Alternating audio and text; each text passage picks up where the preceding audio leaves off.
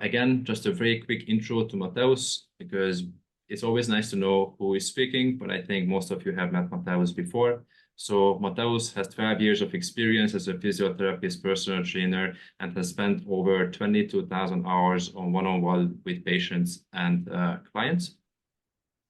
Specializing on posture, bodybuilding, and nutrition, he merges physiotherapy with training for overall health and body transformation, enabling people to achieve significant enhancement in their physical and mental well-being.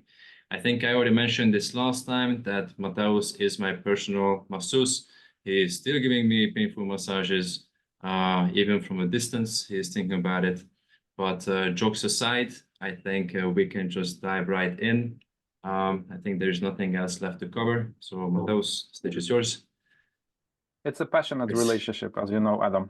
It's sometimes you just have to tolerate a little bit of pain to get to the pleasure. So this is what's up. Yeah. So That's welcome always everybody. On the other side. Go ahead. Hello everybody. Thanks for joining in. Today we're gonna have a second part.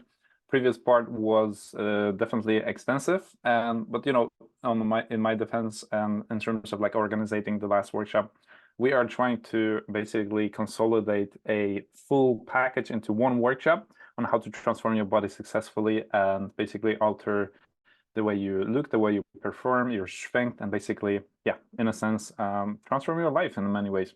So if it takes a little bit extra time, then sorry, but actually 3 hours or 4 hours total, it's actually pretty good time to try to fit in everything. So hope you guys are excited for today. I expect you to be interactive and engaging in the questions and different topics we're going to cover, because it's going to help you to retain more information, and also it's going to be more fun to just do that.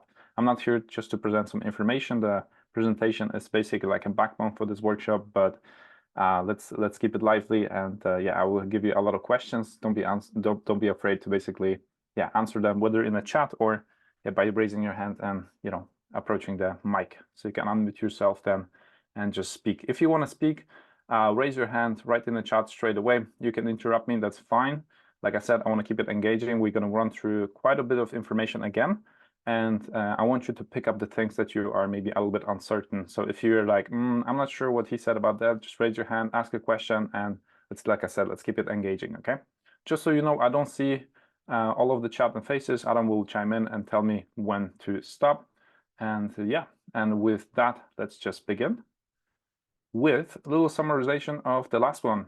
Last time we met up, what we did is we covered quite a bit of, let's see, there we go, that's the right way. So we covered quite a bit of material about the nutrition, and we established that it's a #1 factor in terms of like transforming your body. There's no way you can improve your strength, your performance, your look, build muscle, burn fat, and so forth if you haven't mastered the nutrition. And we also established that if you are willing to basically invest a little bit of time, it is actually fairly simple to design a system that works for you and basically follow it through, learn your body one time, and then basically the rest of your life just manipulate the numbers a little bit in your head as well, and yeah, build this library of foods and nutrition when you begin to track, and then later on the nutrition becomes significantly more more simple, right? So yeah, so the system is difficult to create in the beginning if you haven't tracked, so that's why you have to track. If you just don't have this experience with that, it is sometimes like very surprising in terms of food, like what do you actually eat. You think you know what you eat, and then you check, you track it, and then you're a little bit surprised. So yeah, you have to begin with tracking. So that was one of the main points of previous presentation. Yeah, and another one that you need to calculate your macros and adjust it to your habits, and then create a simple system.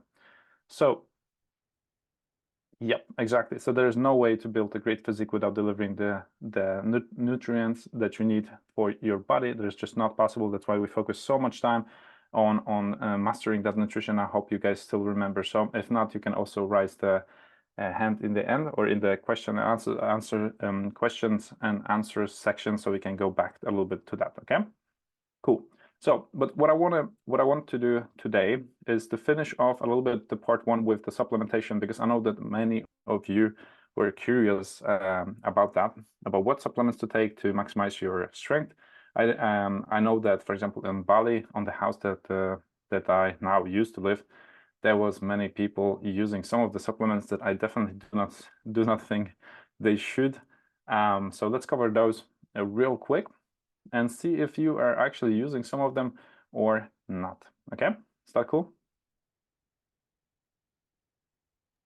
Good. Yes, let's go. First of all, supplement that actually really works, and for all of you, both ladies and gentlemen, creatine is the best to improve your strength, power, and help you out build the lean body mass during resistance training.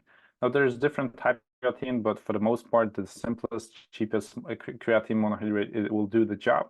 And even if you're not necessarily interested in bodybuilding, you're maybe interested in running, that kind of performance kind of training, it still helps you out. And just for your understanding, like to simplify it, creatine you already have in your body, in your muscles, and by taking a supplement, you're just filling up the storage of creatine in your body, and it helps to basically improve your strength, power, and build the lean muscle mass. So this one definitely works. And if you're not using it, I don't know what you're doing. There's no side effects whatsoever.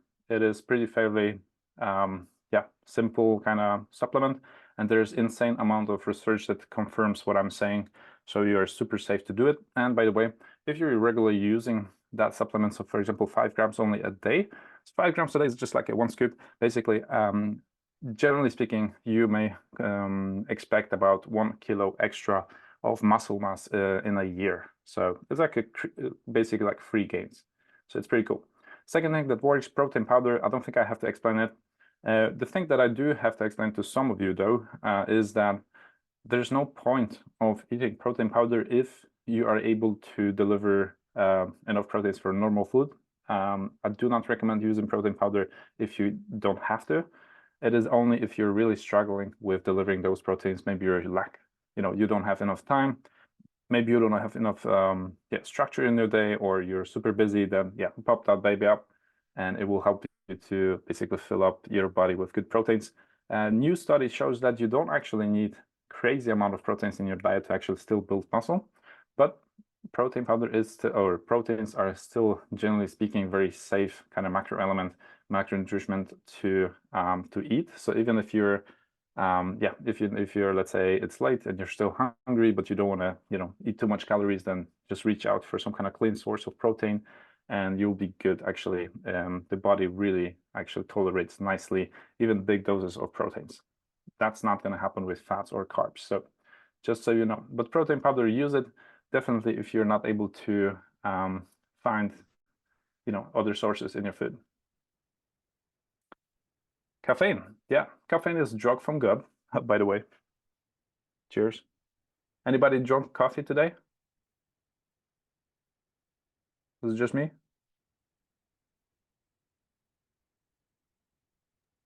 There we go. I think almost everybody. Yeah. This one's strong. I love it. Over here it's morning, by the way. I'm talking from Norway, from Oslo. We are having nice weather over here, but it's still freaking cold comparing to Bali. So I miss Bali a lot. But yes, caffeine works a lot and actually also influences nervous system in a positive way. So it's great. Try not to overdo it though. It doesn't help with certain things in your body, but basically 2-3 cups before 12, it's totally fine. All right, cool. Another important one, and over here a lot of people kind of know it but not really know it. Who of you uses omega-3 or fish oil, which is not the same, by the way?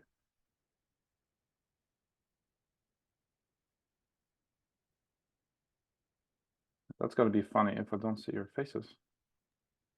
There we go.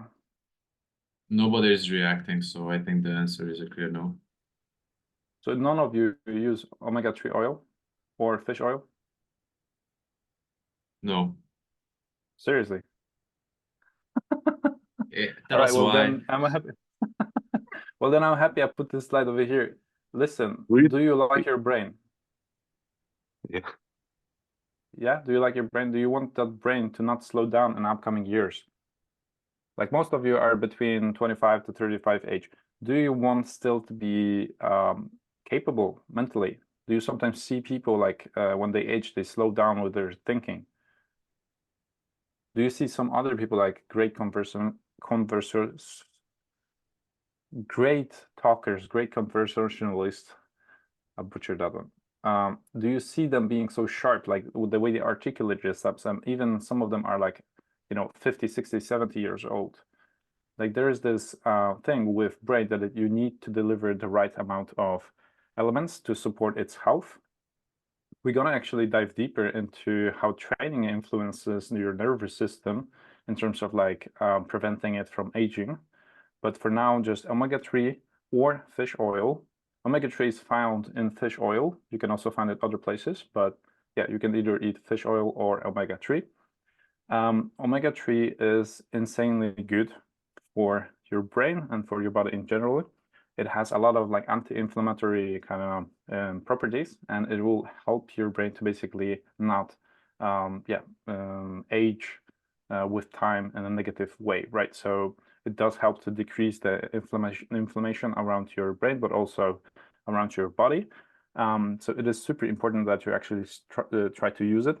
If you don't eat, too much fish, and you're not sure if you're eating enough of that, then you will need to actually buy the supplement. I highly recommend. This is one of those things that you actually need to do. And this list over here, by the way, just so you understand, this is not some, some like random list. It is actually the legit shit. Like I'm in this presentation, the reason why we are here is try to give you the best possible tips. And if you follow them, you're like jacked and healthy and awesome, like both mentally and physically. So if you want to be superior to other ones that decline in the cognitive kind of capabilities, then you will eat omega-3 and fish oil, okay? One of those. Basically, you need omega-3, all right? Is that a yes? I hope that is a yes. That's a yes. Note that down, okay? I'm gonna buy myself omega-3.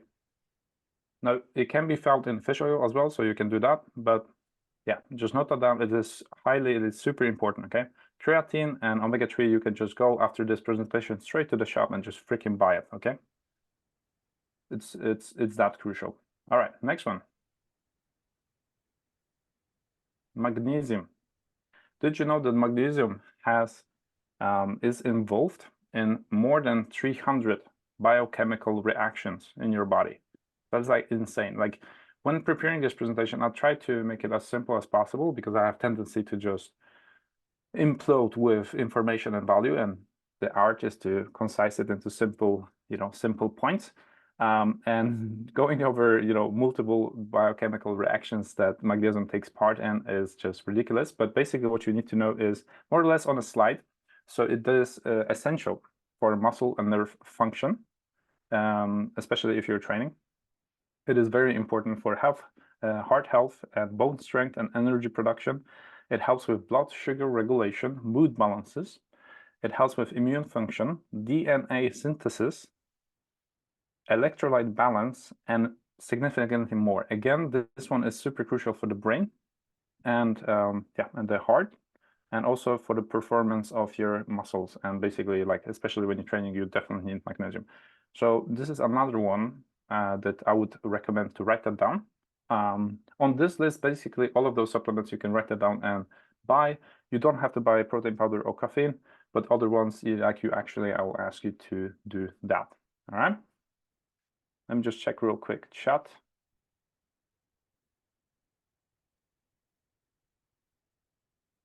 All right. Yes, we have a question. We have some questions. But Adam, can you read the question instead of me popping on my screen? Yeah. So we have a question about when is it a good time to take creatine? So I'm sorry, I'm not sure if I'm going to pronounce it correctly. Mozalewski said that he's fasting between 6 p.m. until 12 p.m. Every day. Do you suggest to have... Perfect. When do you suggest to have the intake of creatine?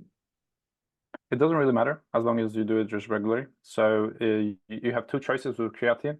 You can either go through what you call a load-up phase. So for 1 week, you will be basically eating 20 grams even of creatine just to quickly fill up the muscles. What I recommend is much simpler, which is 1 scoop a day. That's it. You can eat it whenever you want. Just make sure you put up that baby 1 time a day, 5 grams more or less. It's usually like a one little scoop in that container. And this is it. It doesn't really matter when are you eating it. You can blend it with your first meal. You can I put it also in have your a question water on that. or a protein shake. Yep. Yeah. So does it make a difference if you consume creatine before, during, or after training? No. Like I said, it's not one of those supplements that alter your performance like immediately or something like that. It is more like a filler for your nutrition. It's to fill up the storage of creatine in your muscles, in your body, and it doesn't really matter when are you taking it. It does not going to affect your body like that. You will still need a load of phase, and the load of phase may take like 2 weeks. So especially if you're training a lot at first, and then start using it, which I do recommend as well. Cool. I also have another question about the protein powder. Is there any specific protein powder that you recommend? So you put here whey protein. What do you think about vegan protein? So I've been training with people for more than 10 years now, and I trained like multiple hundreds of people one-on-one, and there's different responses for different brands, right? So one thing that people don't maybe should actually realize is that sometimes you buy a protein powder and it doesn't affect your body well. So you maybe be bloated, you maybe feel nauseous or something. It's not necessarily that the protein powder is bad, maybe just this specific brand, there's something in it. Remember, it's a processed food. It's not terrible, but it's still processed, your body might just not like this specific brand, so you need to find the best one that works for you. What I found works the best for basically most of the people that I work with was this brand, Optimum Nutrition. And myself, I also liked it because it's easier to blend. So it's very important actually. Like for me, I will throw up if I have a protein shake that has like little bits of protein in it, like like clumps. Like for me, I just get reaction straight away that I'm about to throw up. And this brand actually makes it so that you can mix it up quickly, and I don't feel bloated or anything. So generally speaking, I recommend this brand, and for 9 out of 10 people, it will work pretty well. Protein, plant-based protein. I did try from the same brand, Optimum Nutrition. It was fairly good. My general message right now will be to basically you need to test a little bit. Don't buy like a big chunk of protein powder if you're not sure about the brand. Just buy like a smaller one. See how your body reacts, and how is the taste? How is the structure of it, and how well does it mix? What's the taste and so forth? And basically, choose your favorite. Sometimes you will have to go through 3 or 4 different brands before you find the one that is compatible with your body. All right? Does that answer the question? Yeah. And differences between whey protein powder, pea based protein powder, or let's say plant protein. Generally speaking, it's basically it is different profile of each one of them, but you need all the amino acids. So some of the you need to make sure first and foremost that you have the right nutrition by normal diet, and treat protein powder just as a bonus.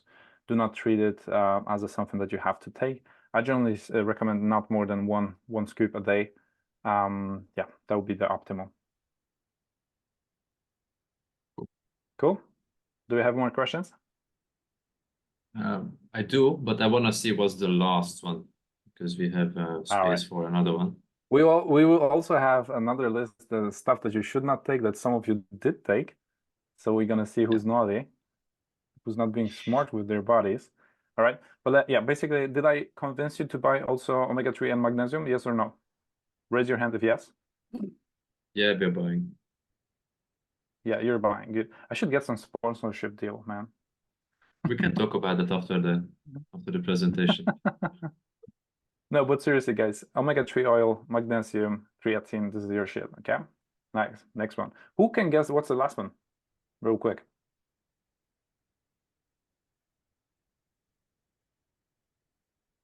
Nobody? Adam, what do you think is the last one?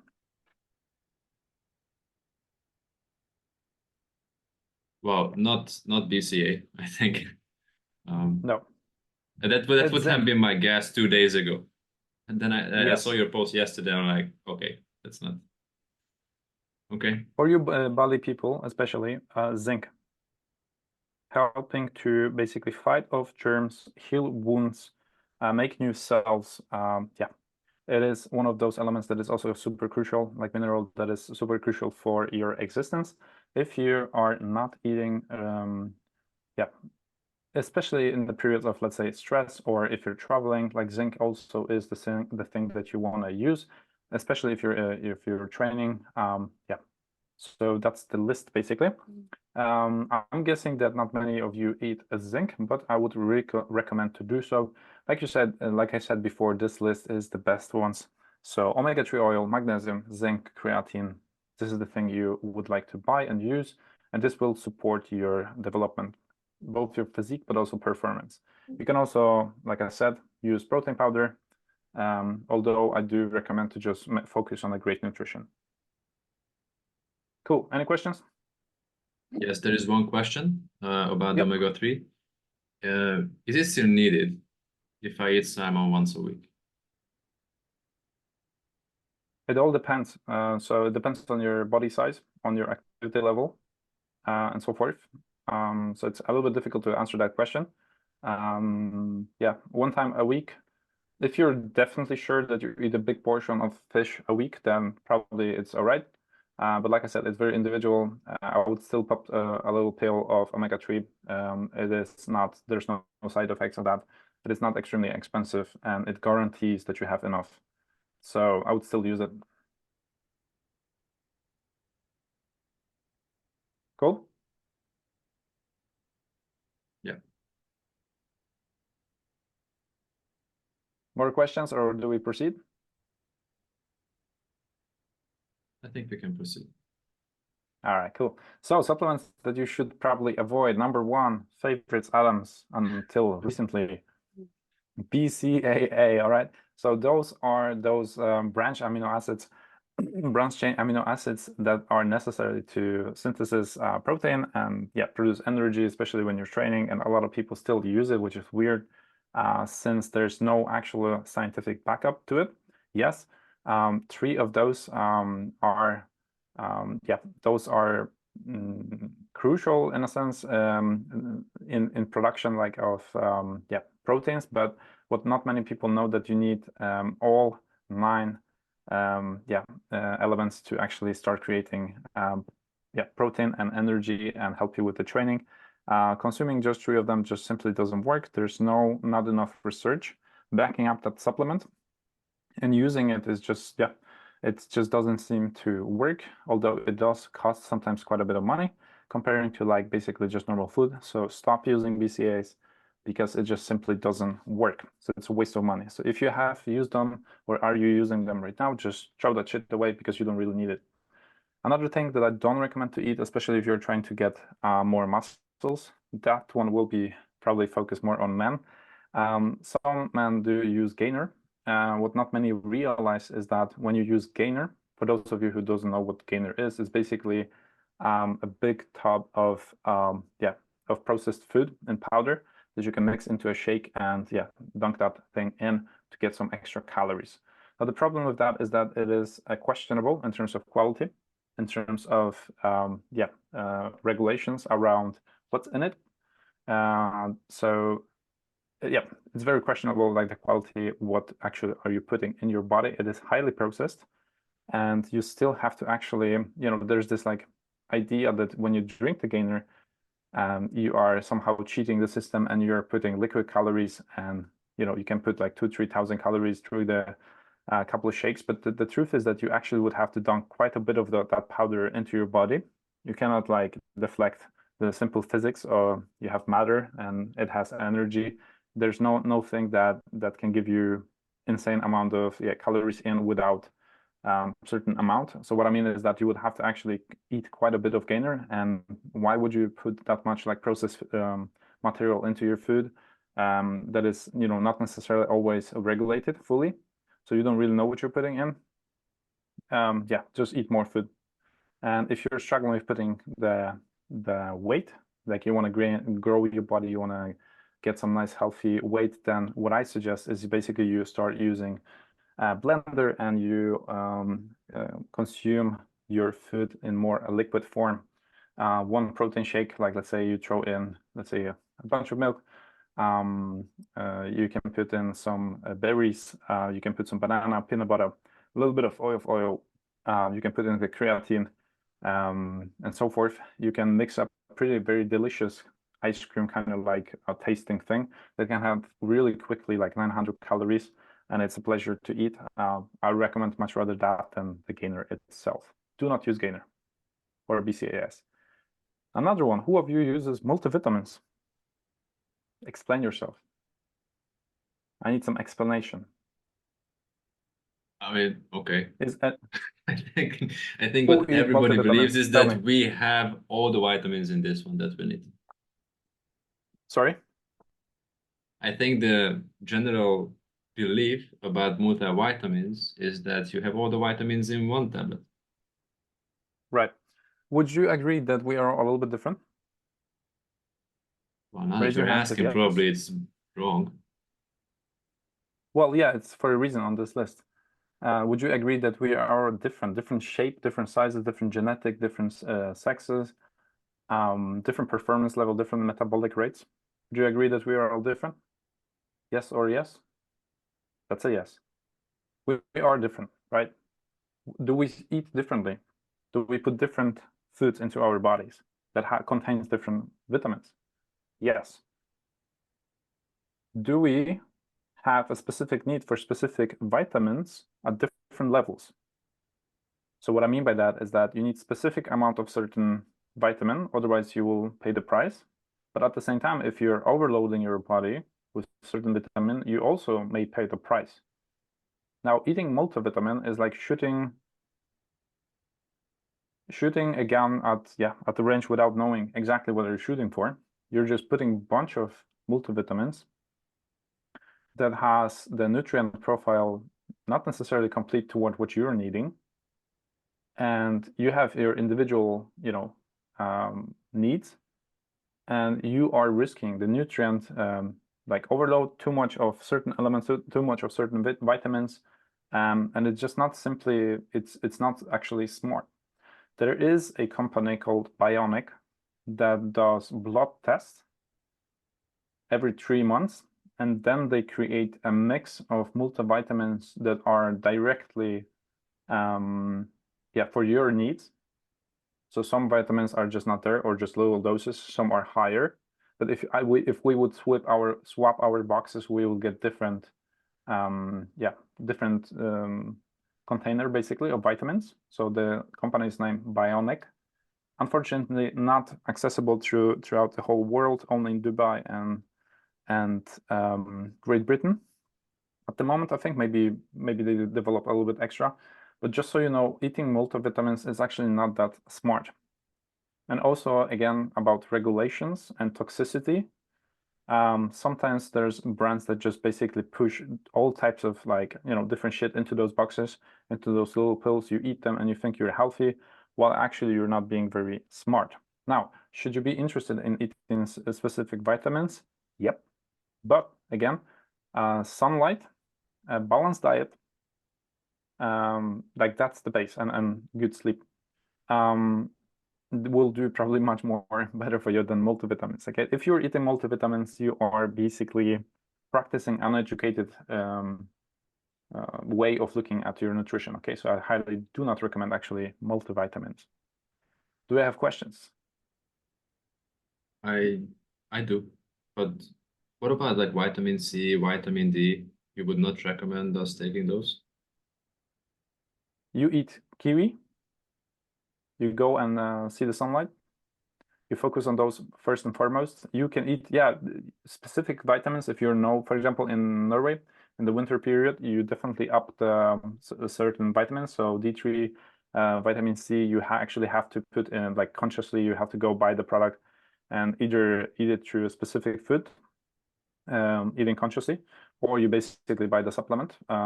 Yes, you specific, if you know that you're lacking certain vitamins, then you are just simply buying them. Yes, but my point over here is buying multivitamins with everyone, and basically the pills is just simply, sorry to say, but dumb way of approaching the whole subject. Got it. Cool. Cool. Fat burners, ladies. We have Laia. Do we have more ladies today? I don't think so. Adam? No. Well, I know that Laia knows, but fat burners, not too smart. Guys, don't ever, if you see somebody using fat burner, not too smart. It is actually quite risky business. In Norway, there was like this period where a couple girls actually died in their teenage years, which was kind of crazy because they were overdoing the eating too much, and they get heart palpitations and form of heart attack. So that's a little bit sad because I think 2 girls died from that actually, which is extreme. But yeah, let's just put it out there that it is very questionable what that actually is, those substances. There is there's a little bit uncertainty around the regulations around that and how does it affect your body actually. It's a short-term solution. Do not recommend ever doing any form of fat burner in a matter of like pill or whatever supplement. Just forget about it. Okay, you need to up your metabolic rate, and you do that by eating properly, so gradually more, and lifting weights and so forth. But yeah, do not use any kind of those kinds of supplements. Who of you uses pre-workout? Raise your hand. Let me see your faces.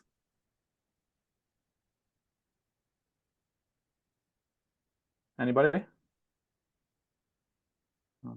It's either nobody or nobody wants to admit it. So why do you think, guys, that you shouldn't work with pre-workout? Why do you think that? What is the most obvious common answer you think? Why we shouldn't use it? Yeah, why you should not use pre-workout? The reason why I never use pre-workout is because I think it just like elevates my heart rate too much. I don't know exactly what's in it. Is it like pumped with caffeine or other kind of chemicals to increase blood flow? I don't even know how that works, to be honest. Yeah, it's a whole bunch of substances that it's again questionable, and regulatory around it is also like not fully tested always. So not very smart way of supplementing your body. If you need energy, by the way, to do a workout, and a cup of coffee cannot give you that, you need more, then there's something fucked up with your nutrition or sleep or your restitution. So you need to fix those first. So pre-workout is like a band-aid on a much bigger problem. So if you need pre-workout, there's something wrong with other systems that you are having. So do not use pre-workout if you are actually in the need of that. That means that there's something fucked up. You need to fix that first. Sleep, nutrition, and restitution. Cool. All right, and the last one, glutamine and similar products for joint health. A lot of people seem to be using it, seem to be believing that they actually work, but there's a lot of limited evidence, and there's only singular one of, for example, scientific research that confirms that, and then you have like 5 that doesn't. And so that's another supplement that you shouldn't necessarily use. I think in this group, not many people will use glutamine or anything joint boosting. Again, proper mobility, nutrition, restitution, all that does better. Cool. So let's finish the supplements because we actually here meet to talk about the training principles. All right. If you don't have any more questions, we're going to proceed with that. Sounds cool? Let's go. Let's go, baby. All right. Any questions? No. Thank you very much. Part 2, let's build a simple system, okay? Today I want to share with you the principles behind your training. So obviously training is not necessarily that complicated as people usually think. So basically you go and move your body, lift some weights, and it's cool.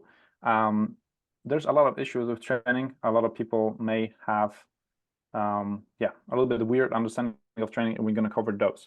In the beginning, I do like to ask those curious questions. So, for example, did you know that our skeleton produces a hormone?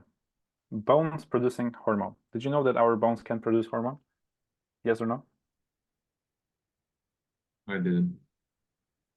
Our bones can produce a hormone that supports our brain with better memory and learning. That's crazy, right? So there's this hormone called osteocalcin, and it helps in our brain. There's this part called hippocampus, responsible for memory and learning, and that hormone helps with these processes and helps to basically, retain again mental cognition and awareness for the brain, and it helps prevent like deteriorating of the brain function. So if you haven't been convinced to train with weights to get jacked, then, well, maybe you'll find motivation and basically not being slow in your head in the upcoming years. It's kind of crazy to think about that your bones can produce that, but only if they're exposed to load-bearing environment, meaning you need to lift heavy stuff. So squats, deadlifts, and so forth. If you just engage your body with load, if you compress basically your skeleton, I mean, it will be this way, then your skeleton produces that hormone and boosts your brain. That's kind of one of the newest research for you right here. Another thing that that is also important to say, all those kind of like exercises like cardio, running, and so forth, they do boost obviously the blood flow around our body, and that flushes the brain better, and our brain actually lives longer and in better quality if the blood flow, regular blood flow, is being pumped. So basically, if you allow that blood flow to go around your body more through exercises, then you're improving the function of your brain long term. That's one thing. But the second thing is that lifting weights or resistance training in general, because you can also use your own body, actually prevents nervous system from deteriorating as well, and it improves the connection between body and your brain. And again, it is a way to prevent the nervous system. Lifting weights also helps to prevent certain diseases like Alzheimer's and Parkinson's. So again, if you have not been convinced to train with weights and watch out your food for the reason to just change your physique, then maybe health and avoiding those sicknesses will motivate you enough. Cool. Another thing, skinny, fat people, both men and women, who wants to get rid of a little bit of fat on their body, but maybe they're not necessarily too muscular, they need to understand that just by adding 2, 3, 4 kilos of lean body mass, you will stay leaner significantly easier. And if you are skinny and you have some extra fat, it will be significantly more difficult to get rid of that last fat than, for example, for somebody who is jacked. Both ladies and men. So that's actually super important to know. Like if you want to boost your metabolic rate, which goes down with age, you definitely want to lift weights, build muscle, and get focused on that. And another thing is that resistance training also improves your energy levels. So I tend to have energy throughout the whole day. I can work all day from the morning to the evening. I oftentimes, especially when I work with my real estate, when I run all day, and we do both renovations and we do supply like all different like materials to the construction site and so forth. Like I just run all day, and I oftentimes heard from those that I work with that I seem to have always super energy, and I can run around, be clear in my mind, lift heavy shit, continue until midnight and so forth. And I do think that the reason behind it is just years of resistance training, and that ups the energy both physically, mentally. I do not also understand the thing that people saying that after you get over 30, you start to have low energy, pain in joints, you're able to lift less. I do not experience that. I'm soon 35, and I don't have that problem. I do recommend highly that you get interested in training. All right. I hope that kind of like motivates you, all this talk. Who here is more motivated because of those workshops to train than from before? If you can raise your hand. If not, then don't. But I'm just kind of curious. Am I like addressing that well? Are you being convinced to actually move your ass more and do it scientifically more smart? Yes or no? Yes, sir. Yeah, good. Because over here, this thing is not for me. This is for you. I present this information for you to motivate you, to give you a kick in the ass, and you're not only going to transform your body, but also your life in general, based on the discipline and and the resilience that you're going to learn from training and better nutrition. Create simple system for nutrition, create simple system for training, and create simple system for recovery and cardio, and you're gonna smash life in general. Okay, cool. Yes, what are the common issues that you guys have with training, in terms of like what kind of questions do you think you have when it comes to training itself, the workout part, in terms of what to work out and stuff like that? What questions do you have? I'm curious. How often to train? Should we do cardio? Should we lift weights? Like how we should split our training? Is it push-pull legs or any kind of other kind of split that we should do? Should we focus on like functionality? Or yeah, these are just some of the questions that I think about. Naturally. Is there any other questions in the group that people would like to get answer on, just so I know? It can be very specific. There's a question about, is 3 days per week enough? It depends on the what you want to achieve, but yes, generally speaking, what you're asking, I think the angle that you're asking is it enough to transform your body and be healthy and functional? Yes. If those 3 times a week are designed properly, then it is actually enough. So a lot of people overthink that you need to train like every day and eat from a plastic box and so forth, and it's just simply not true. It's actually much simpler.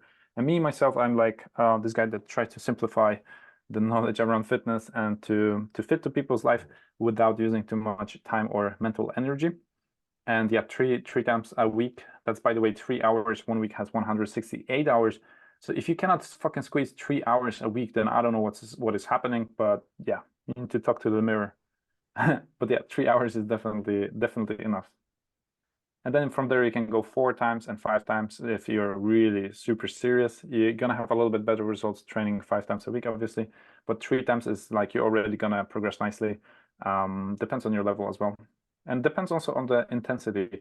In a second, we're going to dive into this little funny research that scientists did on perception of people in terms of basically how hard and how intense do they think they trained versus what they're actually capable of. Okay, so the intensity, to answer your question, yes, 3 times a week it's great, and you have to need the correct structure and the correct execution, obviously, but also you need to have the right intensity. If you have those in check, then yes, 3 times a week is it's totally cool. When I work like crazy hard, I sometimes do that. I only jump on it 3 times a week, and it is it is possible. Another thing you need to know is that it also depends on your goals. So if you want to develop more of your body, if you can train 4 times a week, then it's going to be quite a bit. And there's this discrepancy that I want you to pay attention to right now, is that sometimes, and that includes both training like for one time at the gym, but also throughout the week. Sometimes if you add just one more set, one more exercise, one more rep, or one more workout a week, the last bit gives you significantly more benefits than the 3 previous ones. Okay, just so you understand that it's not like linear, it's more like a J curve sometimes. Okay, to answer your question again about the 3 times a week, 3 times a week, totally fine. But what I'm saying about the intensity during those 3 times a week is that if in that workout you're skipping the last set, you're skipping the last rep, so you're cutting away a little bit of that intensity, and it can be the last just 10% of whatever you have. If you cut that away, you're cutting away the major chunk of the benefits coming your way. So again, underlining the intensity. We're going to dive deeper into that. Cool. Questions? Yes, we have a question in the chat. Yeah. I'm 36 years old and training CrossFit 2 times a week. Is it possible to build muscle while fasting every day? I'm powerlifting every day at 5 a.m. for 45 minutes. Again, so you're training 2 times a week, CrossFit type of workout, and you're fasting? Intermittent fasting? I'm power walking, Powerlifting. not power lifting. Power walking, yes? Power walking every day. And fasting every day. So you're fasting every day, you're doing the intermittent fasting? From, Yes, I am. From 6, you say, to 12? Yes. And you're doing power walking 2 times a week? 5 times a week. 5 times a week, great. From Monday to Friday. Power walking, yeah. What do you Yeah. mean by power walking? Just fast, brisk walking? Yes. And That's listen great. to podcast. Yeah, perfect. Yeah, I do that the same actually. Yeah, same thing over here.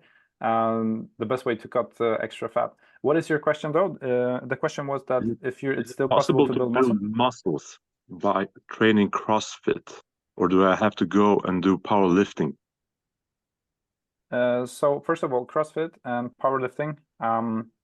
CrossFit, great group training. I think it's fun if you know what you're doing. If you're not, then it might be actually quite high risk of injury. But in terms of powerlifting, it's another form of almost basically it's a sport.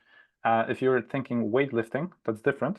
So basically going to the gym to lift some weights properly and put that stimuli on your muscle and your skeletal system. That's different than powerlifting itself. Just so we're clear, it's not the same. Although you have, obviously powerlifting, you also do the weightlifting, but it's two different things. So you can go to the gym and do weightlifting, a bit more compound movements and singular exercises for bodybuilding purposes, or you can do powerlifting, which you master a bit more advanced moves, and you basically go for that. So it's not the same thing. I'm guessing you're asking if you need to lift weights in general, and if you can build it with CrossFit. So the thing with CrossFit is that generally speaking, it will be the workouts that you're going to be doing. If they're not designed properly for you in particular, then it's a general movement. It's it's kind of random, right? And as we're gonna follow in the next couple of slides, you will actually understand what I'm saying a little bit deeper, I think. You need a specific structure and you need to stress your body from all angles at the right time to develop more muscle.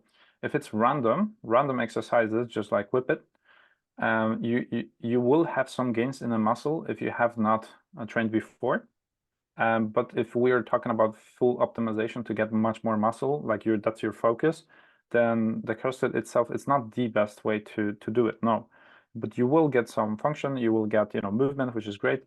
You will probably develop some strength, but without specific individual training, the growth of your muscle will not be significant. And then you have the topic of food. Obviously, if you want to grow muscle, you need to be ideally in a surplus. So meaning you eat a little bit more than what your body needs per day. Then you create this environment where muscle can actually rebuild itself and grow even further. So if you're walking every day, power walking 5 times a week, if it's for 1 hour, you're burning quite a bit of calories, which is great. But then you need to replenish that and go into surplus if you want to build muscles. It ain't going to happen too much if you're not doing that. So you would have to have like a bit more specific exercises to build specific parts of your body more holistically, most likely. And you definitely need to be in a surplus in terms of calories. Otherwise, you will not gain any muscle. And to answer your question a bit more directly and shortly, like does CrossFit 2 times CrossFit workouts a week plus 5 times, let's say, walking helps you to build muscle? It is not ideal, no. You will develop some, especially if you have not been training before. If you're more like beginner level, then if you eat a little bit extra food every day, you will develop some muscle, but it is not ideal. Ideally, you would, if you want to focus on building muscle, you need also those specific exercises to attack your body from all angles and from all directions to be both functional and also build the corset of muscle around your physique. If you do CrossFit, it's just too random, although fun. Does that answer your question? Yes, it does. We will have a little more about the structure in a bit. It will have a little bit more about the structure, like how to basically, what exercises would you need? Cool. Thank you for the answer. Thank you. Yeah, cool. Yeah, awesome. Any more questions?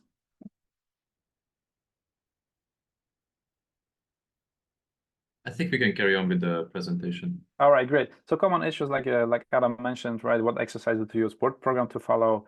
What if I don't have time to exercise? Not feel comfortable at the gym. People have those kind of like issues. Usually, just uncertainty is the issue, right? So basically, I want to right now dive into the principles, the four more main key principles, and a couple other like methodologies around the philosophy back of like proper workout. So if you understand those, it's going to be significantly easier to know what to train, how to train, and so forth. Okay, so let's dive in.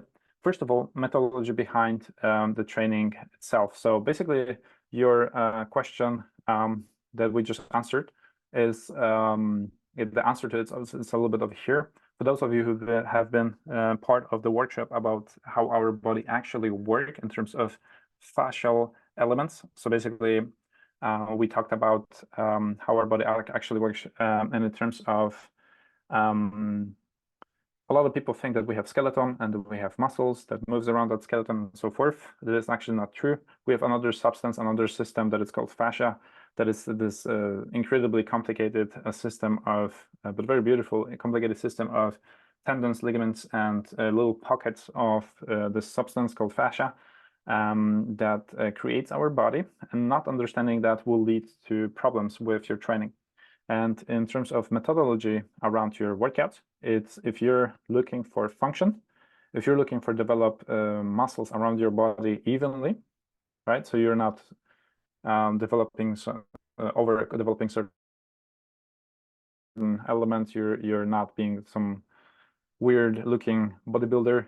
You're interested in health and function and strength and being capable human being that has a lot of different abilities. You have beautifully designed like body around each element. You will need to understand the methodology behind it. And what it is that you need to understand that everything is connected with each other in your body. And the presentation that I give based on my experience as a physiotherapist and fascial like expert, I did kind of like mention, for example, that the tongue is connected to your toes through those fascial elements. So if you would dissect human being, chop it up a little bit, you could actually pull the tongue and go until your toes. Some of you know now that also if you crack your toes in your feet, suddenly you're able to lean much more forward. My point is that our body is way much more connected, and that kind of knowledge needs to transcend into the way you train. And this picture on the slide that you can see over here, where you have arrow in every direction more or less. So we have front, back, up, down rotations. This is how you need to train. And if you don't have a structure, if you don't understand what you're doing, if you're just following somebody who also just kind of wings it, you will develop some issues, right? So you need to be consciously training your body in all directions. You need to have a structure. So you need to push things, you need to drag things, you need to push things above your head, you need to drag it down and so forth. And that kind of like understanding, we're going to dive in a second about which part is connected with what in terms of the function, not just the muscle itself. But that understanding of like training in all directions is super important, okay? So some of exercise you will not like, and I don't care, you will do them, okay? It's not like you're going to go to the gym and choose your favorite exercises. I will tell you what exercises you need to do, and you do them because of your health, because of the function, okay? So if you don't have a structure, or the structure is from, I don't know, random personal trainer, you have this issue where you will develop certain deficiencies and you will not be functional, you will not be strong, your strength will limit at some point, and your development will also limit at some point, will plateau, and yeah, it's just not too smart. So just to summarize this point again, there's this thing called fascia. It is connecting our body much more than you think. You should stop thinking about the body that is like section A, section B, section C. Everything is intertwined and connected to each other, and the same needs to be with your training. You need to train the antagonists groups of muscle, the opposites. It needs to be both mobile, and you need to access the full range of motion, and you need to have strength, both front, back, sides, rotations, everything, okay? Do not choose particular, just one, I want to have bigger chest, so I'm going to pump my chest and that's it. And I forget about my legs and hamstrings and so forth. It is all connected, okay? So just that like intro, I want to put that your structure, the way you train, needs to cover all different directions in your body. Front, back, up, down, rotations. Cool? Do we follow? Hands up. Yes? Yes, yes. Yes. So like I mentioned, did you know that the tongue, you can see on this picture on the left, it is actually connected to your toes. There's much more those myofascial bonds that goes throughout your body. We're not going to dive deeper into those because that was the subject for another workshop that took forever also to present because it was so interesting. But basically what you need to understand from that is that our body is constructed differently than you think. In school and also doctors, they have this understanding of the body that it is basically skeleton, bunch of organs and bunch of systems like nervous system, lymphatic system, and so forth. And that's more or less it. It is not how it actually works. We are much more connected by the substance that also can contract itself. It also has elements of small, like little muscles that can contract itself when it's stressed, which explains, for example, little basically this feeling in the lower back that is like a little tension sometimes when your posture is bad and so forth. It's not only muscles, it's this substance. And you need to understand it that it goes across your body, every direction. We need to train all the direction to spread the tension around the body. Okay, cool. Yes. Oh yeah, maybe this last point might be interesting to some of you who have not been part of the previous workshop about the fascial elements, fascial system. How does it work that headache can come from tight hips? Like I said, it's all connected to each other. You need to be both mobile and strong in all different sections of your body, and it does affect your mood. If you're tense in your hips, the tension transfers throughout the body, to the chart, into your neck, and drags your head down. There's this whole like capsule of fascia on top of your head, and it's being pulled down and back by tight hips, for example, which produces headaches and so forth.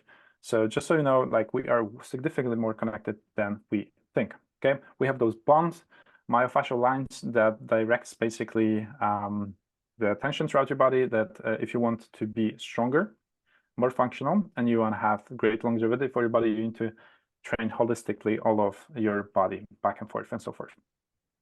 Again, it is not that we have 600 muscles. It is one muscle that is divided by this substance. This is how our body actually works.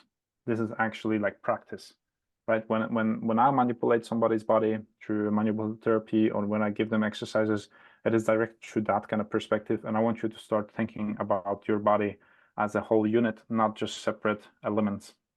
Cool? Nice. Yeah, and it's a difference between a good practitioner, personal trainer, or person that trains, and an elite level practitioner is the understanding the system, how it works, how the fascial elements works, and yeah, implementing that in practice as well, which you see on the workout. Sometimes I will get a workout from somebody for a review, and I will look at the workout and I know exactly that the person creating that workout has no understanding of how our body actually works, but it has a simplified, compartmentalized understanding of how it works. And it might lead in some individual cases to injury or to just simply not having the great result. So what you need to take away from this point number one, is our body is connected much more than you think. You need to train all directions, and to simplify it for you, forward, back, up, down, rotations. So you need exercises for each one of those. Cool? I see we have some questions, I think. No, we just had a couple of comments. And I also dropped the link for the audience in case they want to check out the extended workshop that you have already given on the fascia inside the community. All right, great. Are we still following up over here? Hands up if yes.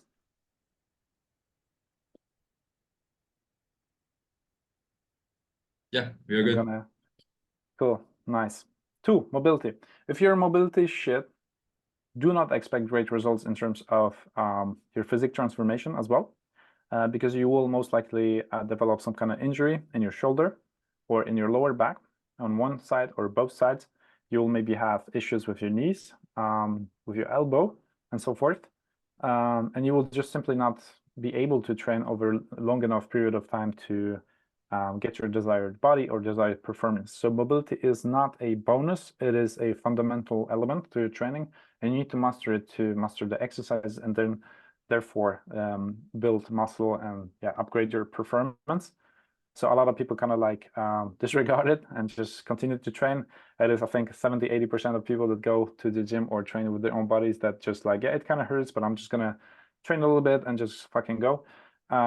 It is super important to master mobility first and foremost, and then you can train hard on top of that and build muscles on top of that. Cool. Yes. And also, like, most of us are interested in not being extreme, being huge bodybuilders, or or like perform in extreme sports and so forth. Although some of us may want to, but basically what you want is healthy, functional, strong body, and it's no way you can do it without mobility. It's just not going to happen. Sorry. Yeah. And over here on this slide, we have some of the best exercises for mobility.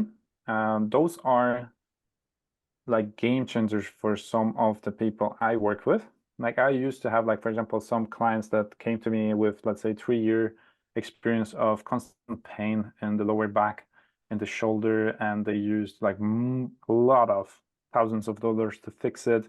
Different doctors and practitioners and so forth. And then we do one exercise or two exercises for 2 weeks, and then suddenly pain goes away.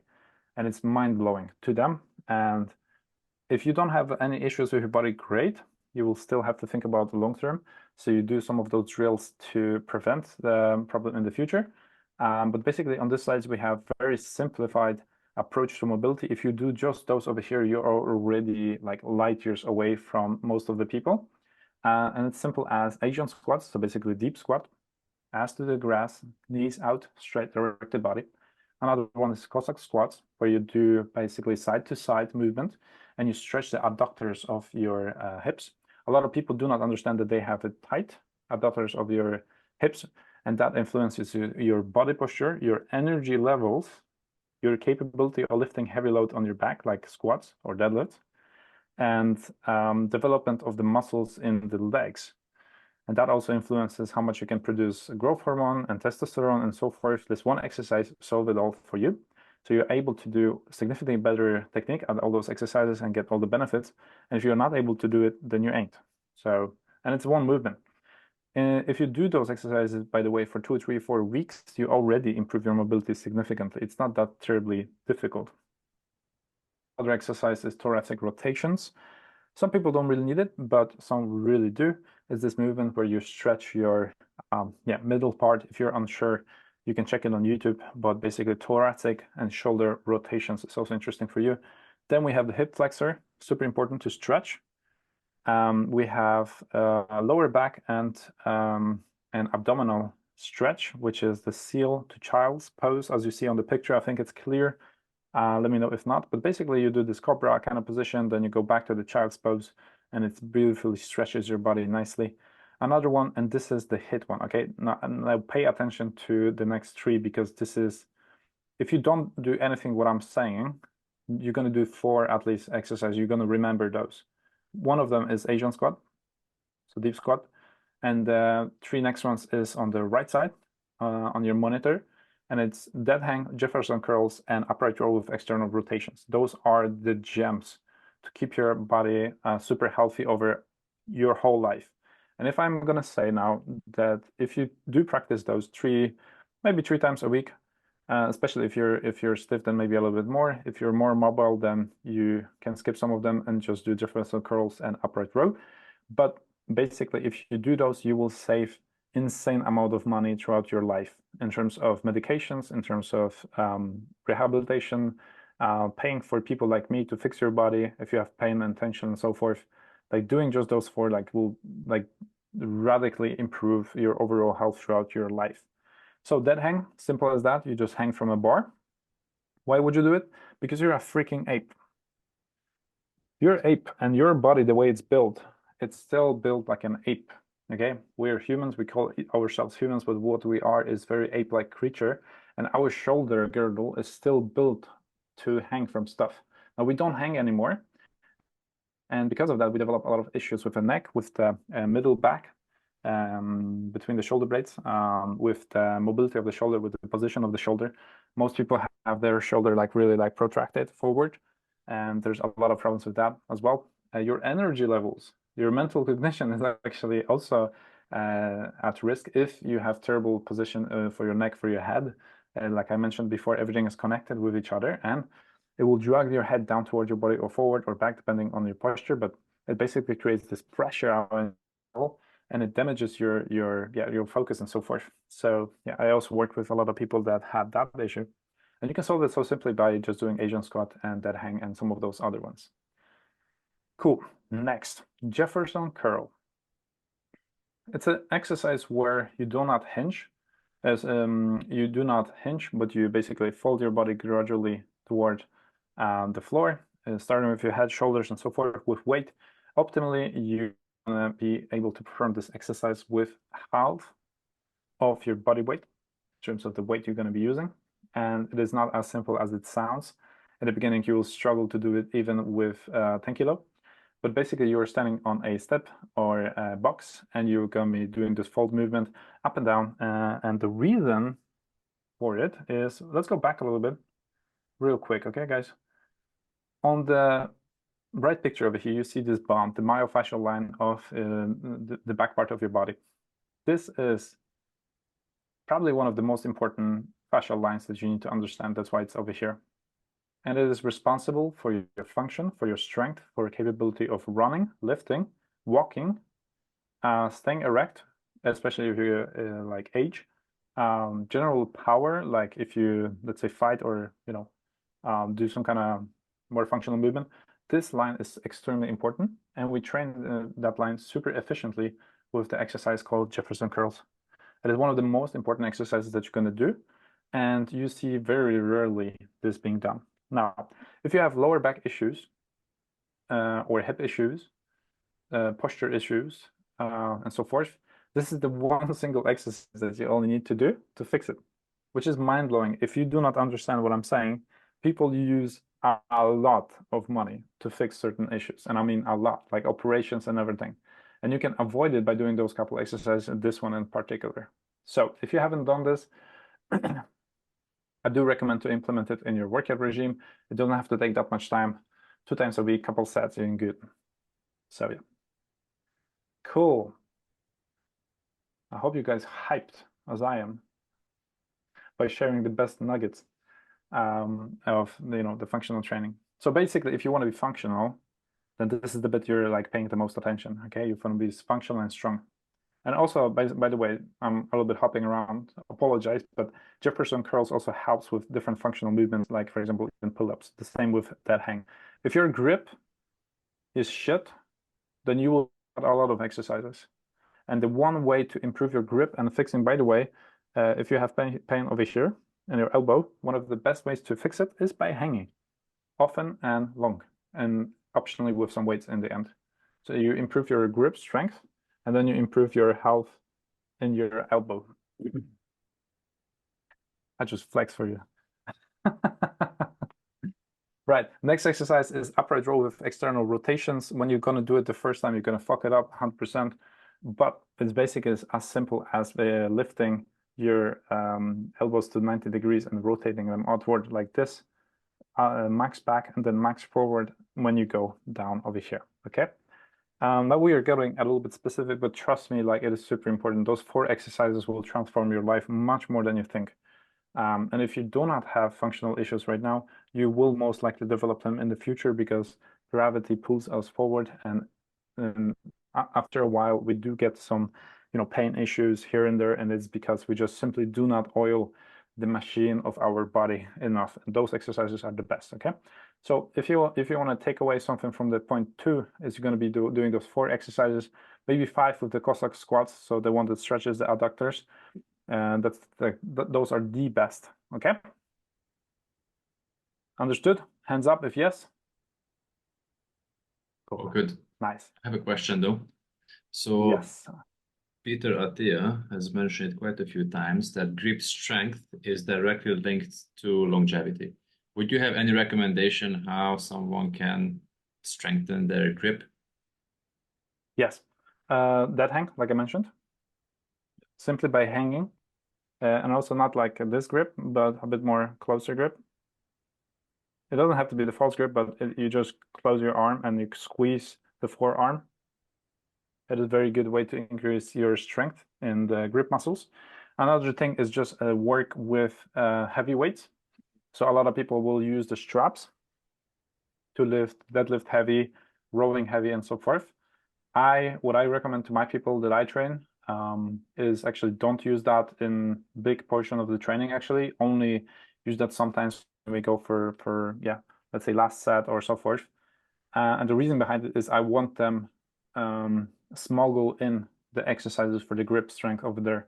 So when you do bent over rowing with the barbell to strengthen your back, when you do deadlift, the compound movement, when you do those kind of exercises, when you do RDLs, so straight Romanian deadlift, where you train your hamstrings and glutes and you basically lean forward and up with the barbell. All those exercises I recommend to basically not use straps, to hold to the bar very firmly, not just like a little bit on your fingers, but very firmly squeeze it.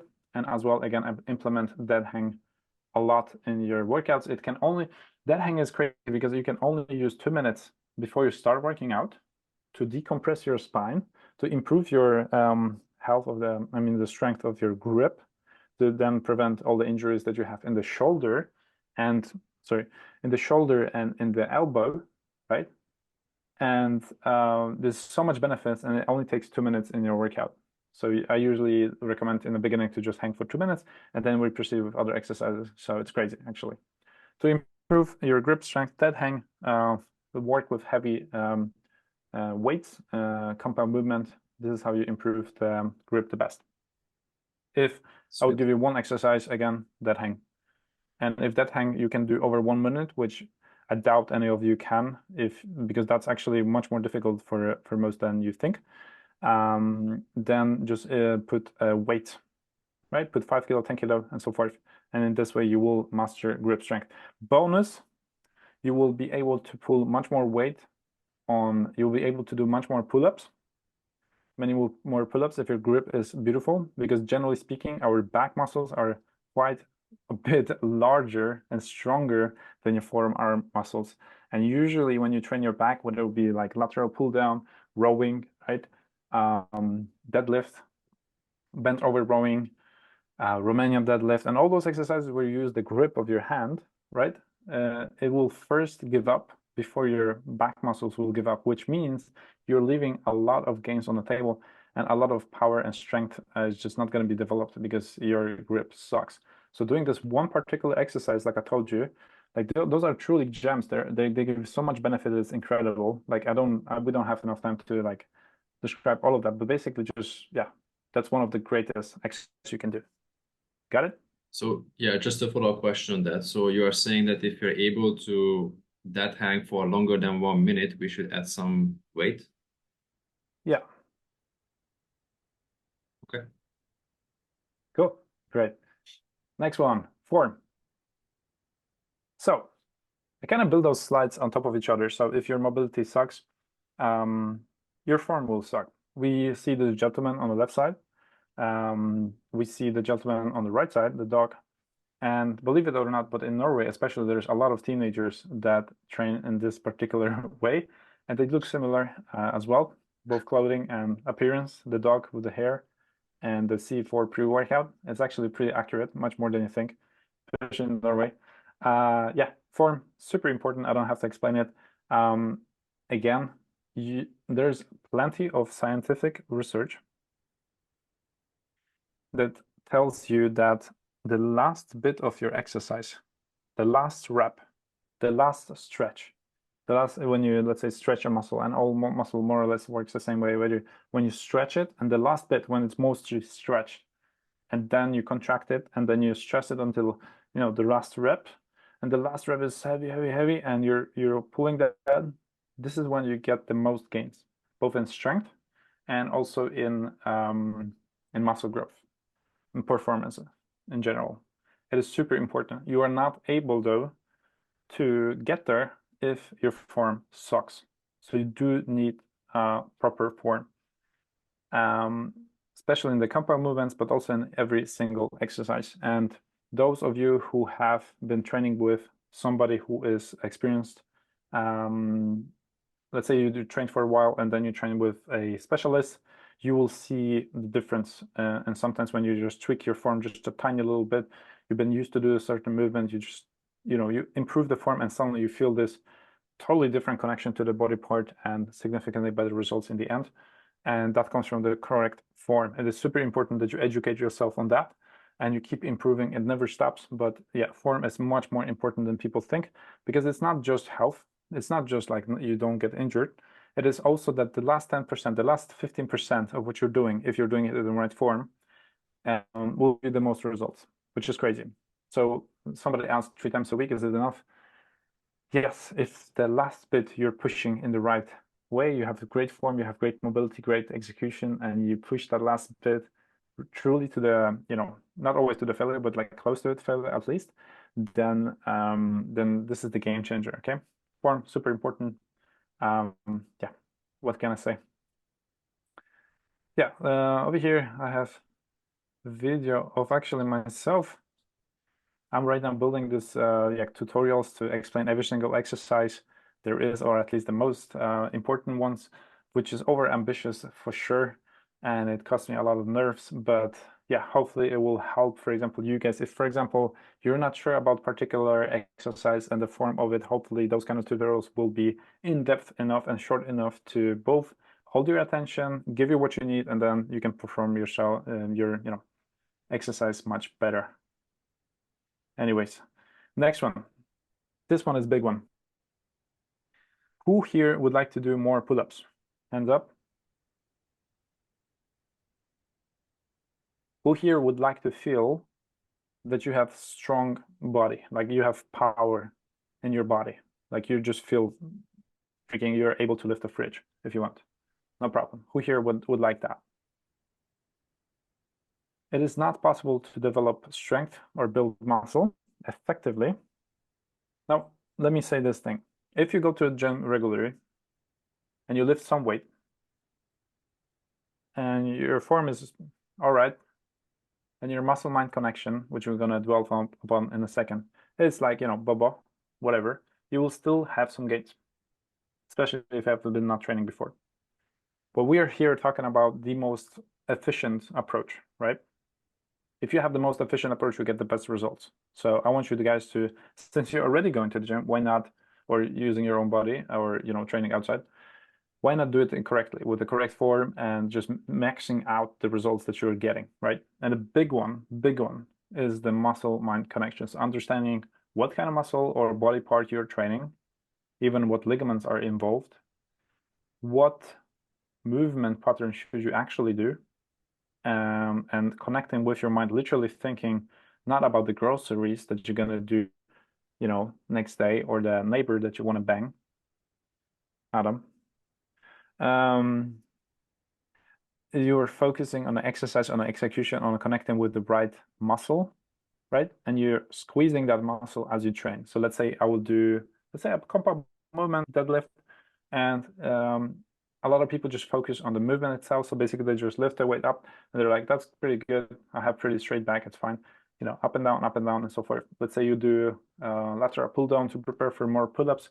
You drag that little thing down, the barbell the bar to your chest, and you kind of wing it up and down, without truly connecting with your body. Is that you, with your focus, you kind of like find in your, where is my body? And you kind of try to squeeze that body part. And funny enough, this is the element where you actually also work with your nervous system and prevent from deterioration of your nervous system and your cognition if you implement that rule over here. So let me put it a little bit differently. If you had a car crash and you've been like pretty badly damaged, and you need to learn again how to walk, right?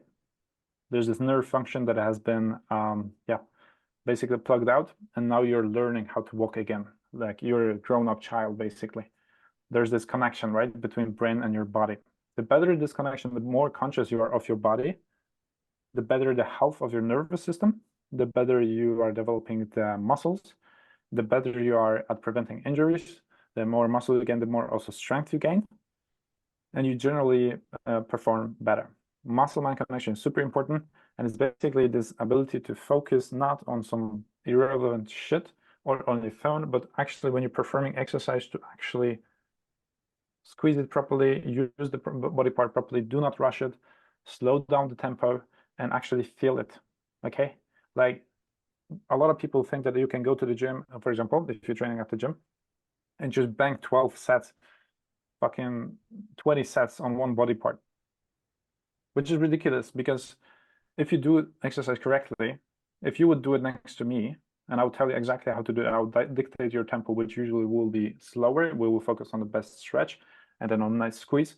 Trust me, 3 sets and you'll feel crazy connection with your body. You'll be already pumped, meaning that you will feel that the blood is rushing to that body part. You will feel it like it's a little bit more like beefy or stiff in a sense, if it's the execution is correct. And funny enough, you only need 3-4 sets max, and then you're good. You don't need to use that much time. Again, back to the 3 times a week. You don't need crazy amounts of workouts. You don't need crazy amounts of sets and volume throughout the week. You can. It's also possible to do it if you enjoy it, like I personally do. But there's no need actual like science-based. After a certain amount of sets, we're gonna go back to that one. But after a certain amount of sets, the returns that you're getting back from doing one more set, one more exercise, it just goes like this, and then actually decreases, meaning that you are fucking up your training by doing too much, right? So it's also interesting. We're gonna go a bit deeper into how much sets and so forth a little bit later. But for now, just I want you to understand the next time you're training, what I want you to do is basically do it like a slow motion of the movement. Generally speaking, that kind of tip helps people. Let's kind of use some kind of example of, let's say, yeah, lateral pull down. Again, you drag this bar down. Just slow down movement. Feel the stretch of the muscle. Squeeze it on the bottom and tell me the difference. Okay, after 3 sets, you will feel radically different. So like you see Drake, ma'am, over here, 3 times 12. Why do we do 3 times 12? It's bullshit. It's actually not real.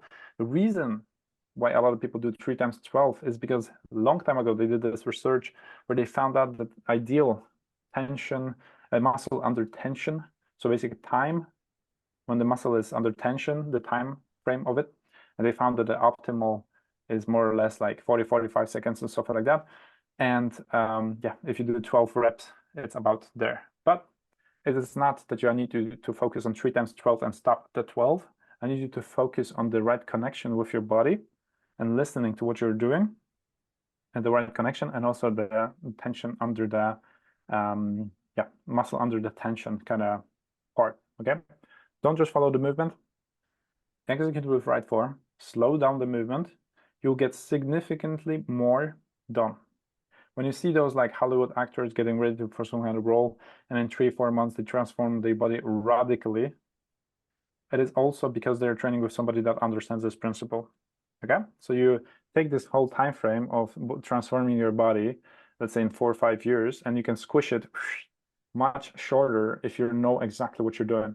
Okay, and this is a super big part of this one. Okay, so yeah, I hope I drove my point strong enough. Most certainly did. Yeah. How does someone know that he or she achieved muscle-mind connection? How do you know if you have that connection? Or is it just that you focus on that muscle group? So good question, actually. So again, why there's so much confusion in the fitness industry, what to work out and so forth, what is the best exercise for this and that. The reason behind it is, again, we are all a little bit differently built. We have different sizes, we have different genetics, we have different also ability. Like, just for example, my arm is a bit different proportions than another guy's arm, for example. And just because of that, or let's say my shoulders are a little bit wider or narrower, and it will affect the way I feel a certain exercise. So that's just like a side note. Some exercises you will feel that muscle-mind connection much better than other exercises, and you need to pick the one that you have great connection. So some exercises you will do and you will just be like, one thing is if you're a beginner, then all exercises will feel weird. But we're talking now intermediate level. You've been going to the gym, you master the technique, and you still cannot get that connection. Some exercises will just not work for you the same way as it does for others. Like, for example, my favorite exercises will not necessarily work for another person. And then we need to adjust it so you actually get that connection. So that's a side note. Okay, and that's a highly individualized thing as well. Some people just absolutely hate, let's say, a straight leg deadlift to hit their hamstrings, and some people absolutely love it, and that's the only exercise that they can actually get the beautiful connection. So, but now we're talking a little bit intermediate level. And yeah, just so you know, there's this thing that, yeah, some exercises you will feel better. In terms of how do you know if you are in the right touch with the muscle? Well, first of all, try to stretch it and squeeze it. Do you feel the sensation of little pump? Pump meaning it's filled with blood. It's filled with, like, you feel it, it's a bit bigger, a bit heavier. Do you feel that? Do you feel that after 3-4 sets, you feel that it's a little bit different, that it's warm, yeah, again, more stiff? Do you have that feeling or not? Do you, for example, walk in the car in the parking lot after the gym, or yeah, after your workout session, and let's say that you you do certain movement. Let's say you go down the stairs after training your legs, and you feel that there's something, it's something different. It's you move differently, then you definitely hit that spot. You definitely connect it with that muscle. Other than that, you definitely need to practice that. The more you train, the better you connect with your body. And that's, again, one of the benefits for your nervous system as well, and your proprioception. Proprioception is the thing that when you close your eyes, you know exactly where your body is in space. So when I'm closing my eyes right now, I know exactly what I'm doing with my hand, right? That's proprioception. You also boost that if you do have great muscle-mind connection. So when do you know if you're connected well? If you feel a little bit fatigued in a proper way after workout, for example, that's a good indication. If you feel the nice pump, if you feel increased level of yeah, I guess I would say connection, but if you feel extra tired in the body part after focusing even more, then you probably hit that right. I hope that kind of answers the question, but basically, like, it's a process that never ends. You want to connect with your body much more. It's this conscious movement rather than winging weights. And to answer your question, Adam, like, I think the easiest way to put it is that most people just think about moving your body. They see a movement, somebody lifting weight, and they lift that weight. They try to mimic the same movement. What I suggest is you mimic, or rather think about what kind of muscles do you work and try to squeeze them. And you will see that the way you move your body will change, actually, because you will not just swing the weights around like a little puppet. You will actually squeeze the right body parts automatically once you understand what are you doing. So again, I'm creating this library for my clients and my group training that will have all that included, like all the highlights and so forth. If you're unsure what body part you're training in specific exercise, just Google that. Everything is for free everywhere, so you should be able to find that. And yeah, I hope that answers the question. Yes, thank you. Yes, you focus your mind on engaging a specific body part. If you're interested in gaining weight, strength, or increase the muscle mass. Okay, cool. Oh yeah, by the way, not doing that, what happens with not doing that is that you leave a lot of gains on the table. You waste your time. So you go to the gym, you plateau with your form. So you keep it more or less the same at some point. Like if you're a new beginner, then whatever you were doing, as long as you don't injure yourself, will improve your, muscle mass slightly and your performance and your strength. So whatever you do, is like, it will be better than nothing. But at some point, pretty soon, you will plateau and you will basically start using your time in a wasteful manner. So that's, one of the downsides. Another thing is injuries. If you lift your weight without thinking what you're doing with your body, without connecting with your body, you're overcompensating, you're doing some weird movements, you're activating the wrong body parts, and you will get tension in the wrong body parts, you will get pain over there. You may develop imbalances in your musculature, so which leads in the end to bad posture and more tension, more pain, and so forth. So it is actually very important and fundamental, and most people who doesn't see progress, who are beginners, who have injuries, they simply do not follow that principle. So main takeaway from this one, you need to be much more conscious. It's almost like a yoga, some kind of person just like connecting with their body when they're trained. It's kind of the same thing. So make sure that you do, okay? Yeah, not doing that leads to less muscle activation, less growth, less strong, and so forth. And yeah, a lot of people that injure themselves, whether that be shoulder, lower back, that's mainly too in terms of like training that pops up is because they simply just do not connect with the body.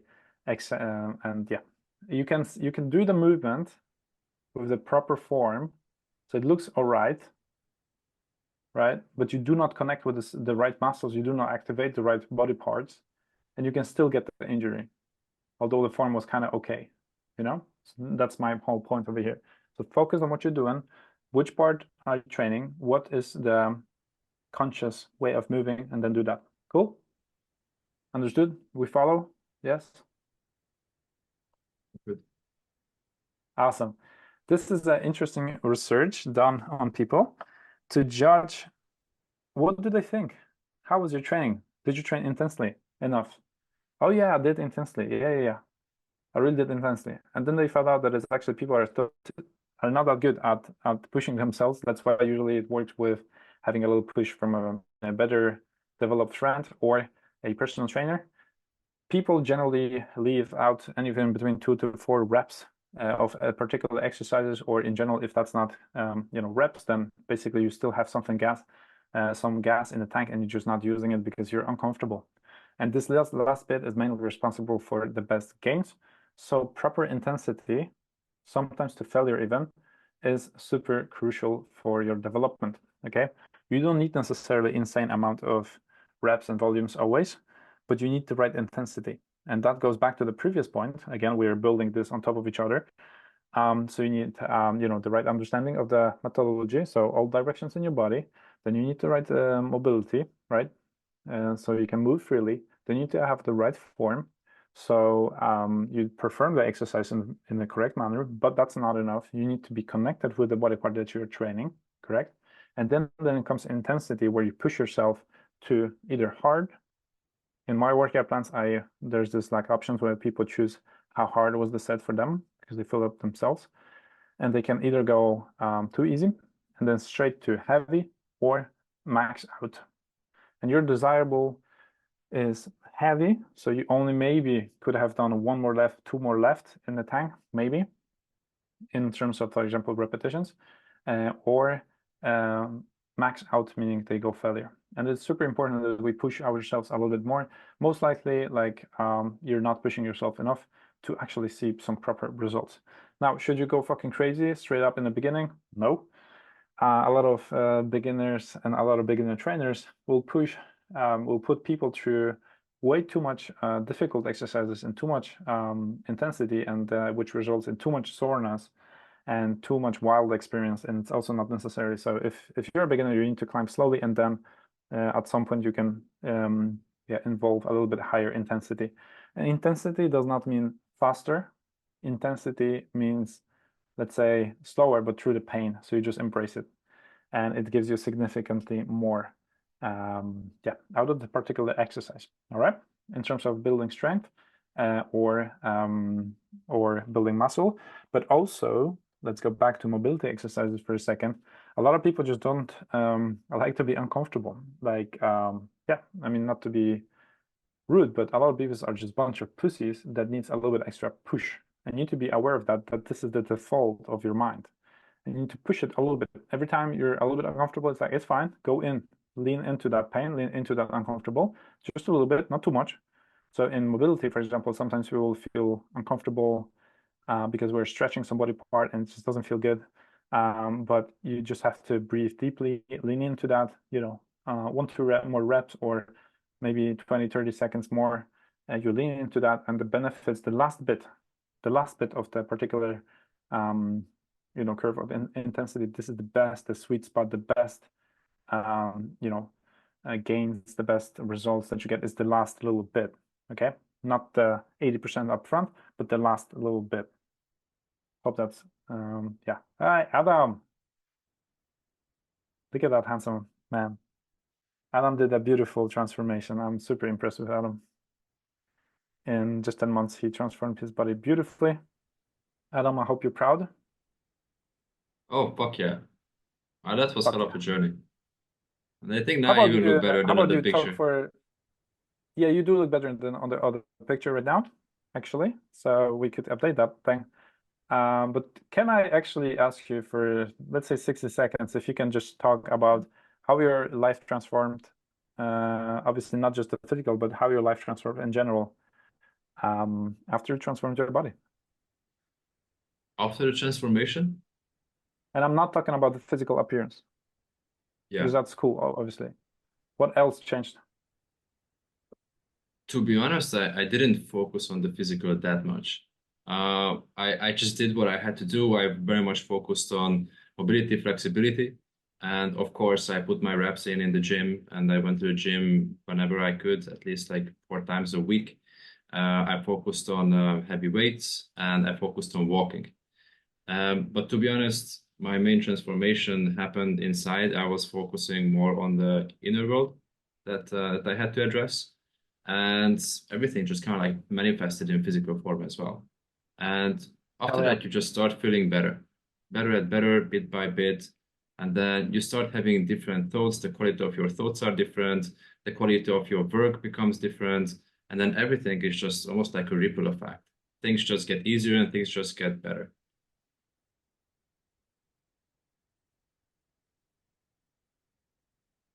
I stopped talking. I don't know. Did that answer your question? Yes. It disappeared for a second from my feed. Hello? Yes. All right, I'm cool. here. You're back. Yes. So yeah, my point was basically just to like motivate others to do the same, basically follow your steps. Because the physical transformation is significantly more than just appearance. It's much more healthy for your brain, for your heart to do that. It's much easier to stay lean, but also mentally, you're a different person. You perform better at your work. You're more hungry for money. It's easier to make money. It's easier to make new friends, to network, and so forth. So yeah, just there's so much benefits. Yeah, if I can just add one more thing is what you just mentioned with the money and all of that stuff. So I only made one deal with myself that I'm going to put my health before everything, before business, before money, before opportunities, even before friendships and romantic relationships. So I was just focusing on myself. But then after that, things just started to fall into the right place. And I made more money with my business than ever before after just focusing on myself. And most of the time when I speak to people, that seems to be the main reason why they neglect their health, because things are just moving very well and very fast with business, and they just say that they don't have the time for it. But I believe in the opposite. I think they are going to be even more successful if they put themselves first and they focus on themselves. And, I'm speaking, but I also have my own challenges as well. So sometimes I just get on that track that, I just want to push, push, push, push, and I start neglecting myself. Then I need to catch myself, or I need to have good friends around who are going to call me out of my shit. And then I need to take a step back and okay, I need to put myself first again. So it's, it can be very turbulent. There are ups and downs. Yeah. So I think that's something that people should just know that it's a never-ending battle for some. But a little feedback on that. That's why the systems that you have in the background needs to be simple and adjusted to yourself. So it's worth to invest some time to actually produce the consciousness and the knowledge around it, build specific system for food and training and recovery, because under time of heavy pressure, we generally speaking, we go back to the default. So if you can alter the default and adjust it to the a little bit more proper lifestyle, then it's going to be easier to basically hold your form even if you're suddenly stressed. So yeah, my whole thing is basically simplify, give structure, educate one time, implement. Right now this is theory, but then you do it in practice, and once that clicks, this is it. Then you're going to be fit the rest of your life, even if there's a lot of stress and so forth. Yeah, just one more comment here, because Oli asked a question: where did I learn the exercise program or the routine to achieve that? So all of the stuff is self-taught. I figured this kind of stuff out of my own, and I was always athletic before I became fat. So I already had a good understanding what works for me and what doesn't. Very simply said, I experimented a lot, and that's why it worked for me. But one of the biggest lessons I learned from this 1 year of transformation is that hire a good personal trainer. And I would like to emphasize good, like a great personal trainer, because your progress is going to be so much faster, and you are going to be able to avoid all the silly injuries that's going to stop you from achieving the goal that you have in mind. So that's something I would change. If I could go back in time, I would just find a great personal trainer to work with that person. Because when I moved here and I started working out with Mateus and with Max, it turned out that 99% of the stuff I do is wrong. And somehow I still achieved what I achieved. But imagine how much easier it would have been to achieve the same result, probably even in a shorter time frame. Plus, I could have prevented a very bad rotator cuff injury, which gave me quite a bit of a headache last year. I think you're lucky with your injury, with your rotator cuff, because some people are not lucky and they permanently damage your shoulder, their shoulder. So you're actually lucky. Some people actually fuck up their body permanently, and then it's a little bit, you have to work around that and take significantly more time. So I would stress that it's important that you have structure. Like on the slide over here, you have structure, you have progressive overload. It's not bullshit structure, and you know what you're doing. So yeah, definitely can save you a lot of time. And yeah, why would you do something that is not efficient?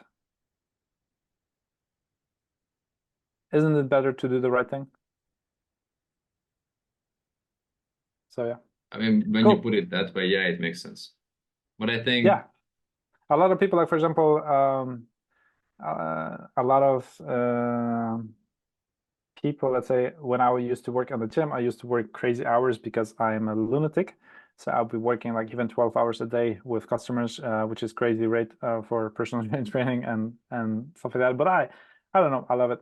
And in that process, I would meet tremendous amount of people and I would hone my sales skills. So I did develop a lot of good like sales skills and tactics, right, to just sell to people. And from a good position, I generally hate sales, but I do love to influence people in a good way.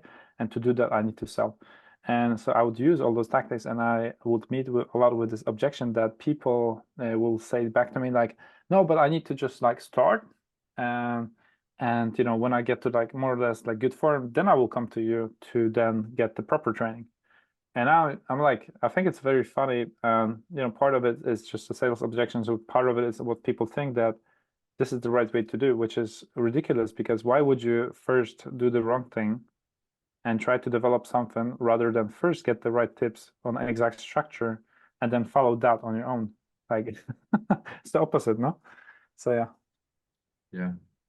And now Cool. that we are having a dialogue, just a quick time check. We are going to finish the session. So regardless how much time it's going to take, just wanted to quickly check so people know in the audience that how much time do you think it's going to take to cover? We have 15 minutes left. Amazing. 15 minutes left. Awesome. We're closing at 2-hour mark. Cool. Yeah. All right, progressive overload. Now you know that you need the structure. What is progressive overload? Why do you need fucking structure, except all those factors that we already just discussed? Well, do you want to develop muscle? Do you want to get stronger? Yes, obviously. Then you got to use progressive overload. Is it possible to use progressive overload if you have no structure that you follow? No. So what you're doing is wasting time. You need structure, specific exercise sets, and you increase the reps, the sets of the particular exercise. You try to master the movement, and you allow your nervous system and your body and your muscles to adapt to that particular movement. Now we are talking about stressing out, especially specific functional strength movement, let's say pull-ups, or building muscles, right? You cannot just go to the gym and wing it. If you're a new beginner, then sure, you will have some gains, because you're just, you know, not used to it. So you will have some stimuli. But if you want actually proper progressive overload, the solution to that, if you have been plateaued with your form, whether that be muscle growth or strength. Now, I'm excluding the nutrition element. The nutrition needs to be on point to create the right environment to grow both in strength and muscle. But let's say that you have that sorted and you're still plateauing. The reason is that you don't have structure that you incrementally a little bit adjust for higher overload. So your body, progressive overload means that you're slowly putting more and more resistance toward particular movement and to develop particular element of your body in terms of bodybuilding. building muscles, you need to have incrementally larger overload. And a lot of people just simply don't follow it. They kind of wing it at the gym. They kind of like, I will put more weights. And another time it's like, I don't really remember what weights. I use 20s, right? I use 20s. I will use 20 now, right? And it's like, no, you will not use 20s right now. You will go down 2 reps for this exercise, but you're going to use 22s, right? And this way you're going to actually grow. So progressive overload is confusing for some people, but it's actually pretty simple. You have one structure that you follow. Again, we'll go back to like a little bit our nutrition talk for those of you who've been to the part 1. Simplify. One structure, follow it, adjust it. That's it. Over here, one structure, training for at least 6 to 7 weeks. Monitor what you're doing, so you're tracking basically. Over here on the picture we have the workout plan that I have for my clients. Basically on the phone they can type in reps, sets, and execution, and we can adjust it later. So you see the beautiful progression of what they're doing. And this is basically also very visual for people. Like, people are visual, so if they visually see like, oh shit, I actually improved like here and there, and they start, it's beginning to be a game. It's a gamified process. And then people are much more engaged in what they're doing, and they actually want to see what's going to happen when they reach the 7-week mark and what's the program behind it, right? Because then we change the program to more advanced. And you have this beautiful progressive overload where in short period of time, people get significantly stronger. And yeah, that's cool. So takeaway from point number 6, structure. You need to follow something, okay? I mean, optimally the right one for you, but you need to follow something. 1, 2, every time you increase the load a little bit, either 1 more rep, 1 more set, more weight, obviously, better execution, right? Better connected. And this is how you grow. This is how you develop. Or you can just maintain your form if you're happy. But yeah, do not expect suddenly like to master some kind of new power move or develop more muscles, because it's just simply ain't gonna happen. You have to slowly more overload the body. Is that clear? I think it is. So if you do struggle with certain exercise, you seem not progressing with the weight, I would divide it into 2 sections. 1 is strength, 2nd is muscle building. And basically, monitor what you're doing. You increase the load with the exercises that are focused on the strength. Generally speaking, you will use only a few reps.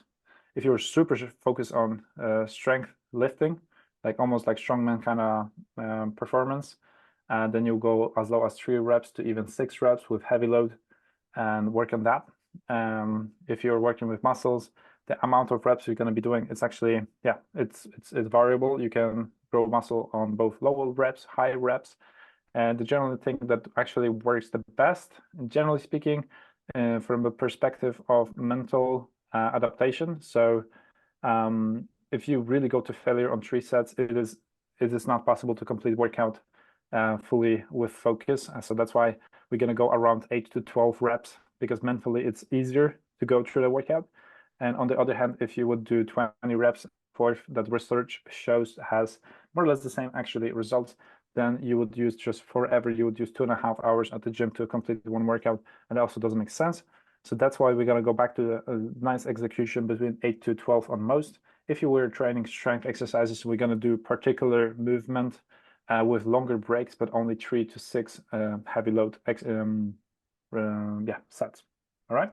I hope that kind of explains a little bit over here. Basically, takeaway again: structure. You need progressive overload. Sorry. To complete that, do we have any questions over here? I know that some of you did ask me questions around that subject before, so maybe you want to chime in, maybe not. Any question over here? Progressive overload, structure. Well, I have a few questions about the reps and the actual training plan, but I guess you're going to get there, or should I ask them now? Ask them now. Okay, so you said 8 to 12 reps. Is that true to every single muscle group? What are we talking about? You're talking about muscle growth? Yeah, so you mentioned that that's what we are going to do, like 8 to 12 reps. So Let's say that if that's the practice that we are going to follow, should we do 8 to 12 reps for shoulders, for chest, for legs, for all of that? No. Or it differs from muscle to muscle? It does differ, yeah. So, for example, for heavier compound movements, you would go a little bit heavier because the benefit is mainly laying in basically overloading your body with weight, and then you go a little bit lower reps. So let's say 8, in some cases even 6. But for the purpose of muscle building, yes, then we're gonna go 8. So, for example, in terms of, for example, squats, we can go 8 but heavy. Deadlifts the same, because we want to minimize the risk of global fatigue of your body and increase the results that your body is getting from for stimulating the muscles. So generally speaking, bigger body parts, we're going to go lower numbers, and smaller body parts, we're going to go higher numbers. That's in practice works the best, generally speaking. Does that answer? Yes, it does. Cool. All right, let's proceed. So yeah, without structure, is basically like throwing the darts with the blindfold. You're most likely not going to succeed very well. You need to understand the fundamental principle of progressive overload, and to do that, you need to have a structure once again. Okay. We talk about those things, so that's why I skip. So basically, to summarize, just for like super simplification of what we talked about, the general kind of themes is that your body needs compound movements in your training to benefit your health, brain function, heart, development of your muscles, covering the functional strength, so improving your myofascial line strength and function, and so forth. So you need that. You need mobility drills to stay healthy, to have great posture, functionality, to execute properly the exercises, to prevent injuries, to prevent also injuries when you fall suddenly. More stiff people injure themselves a little bit more. You also need joint bulletproofing. Over here, we talked about those exercises like Jefferson curl and those exercises with rotations, right? So those have no benefit for the appearance of your. You don't look any different.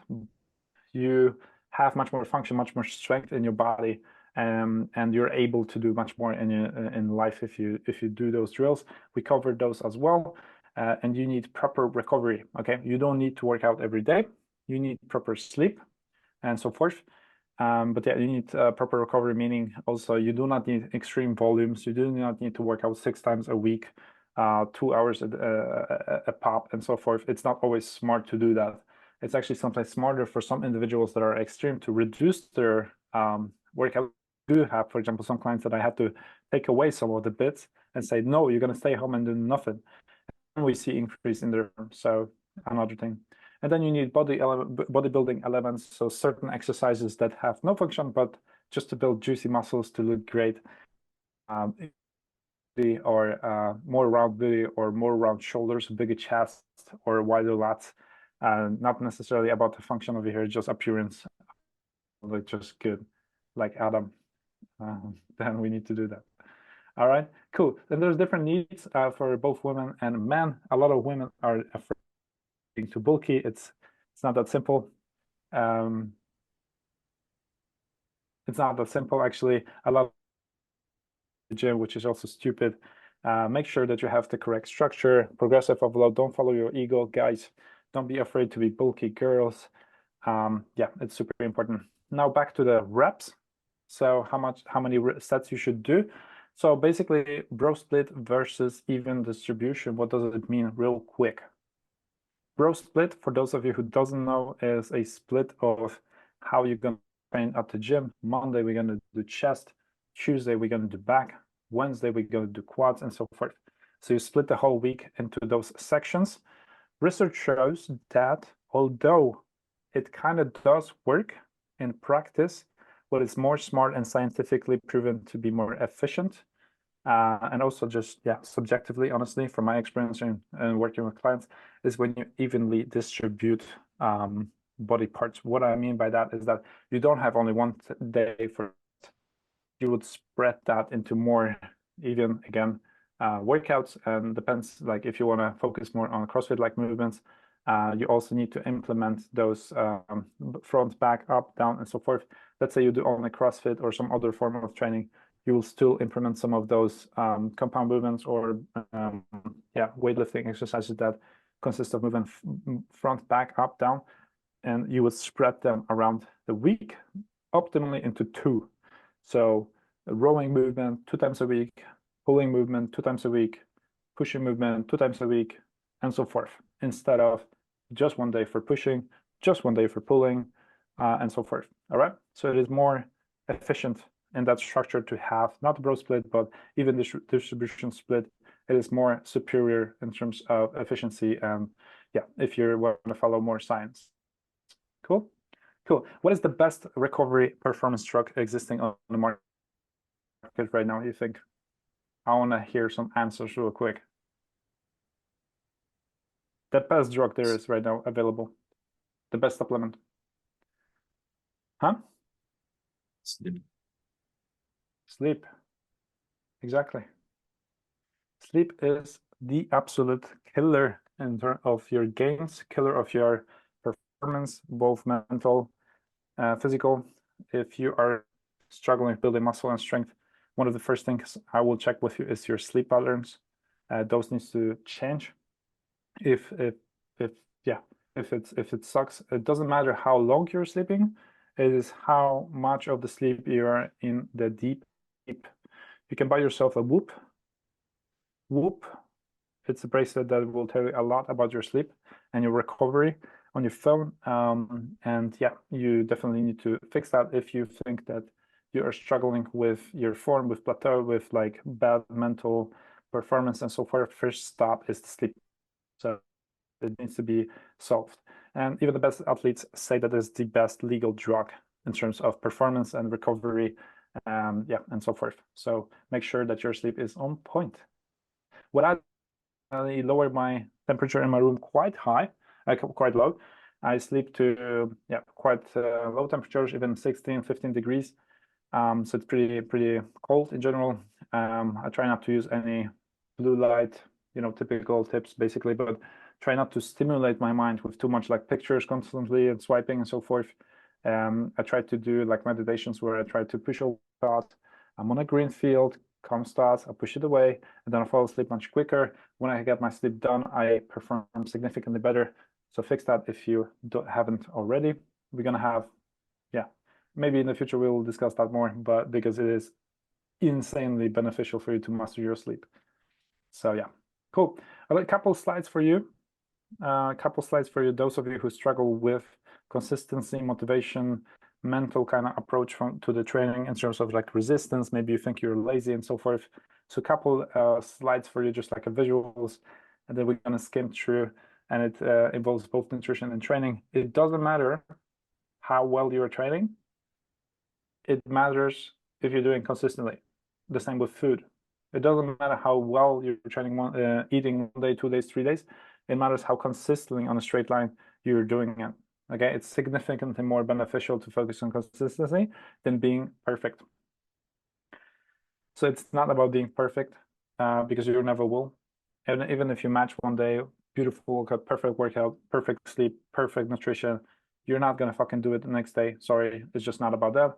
It's about showing up and doing it again and again and again and again and again, even if you feel unmotivated, even if you don't feel it, if the weather sucks and so forth. So yeah, consistency is super, super important.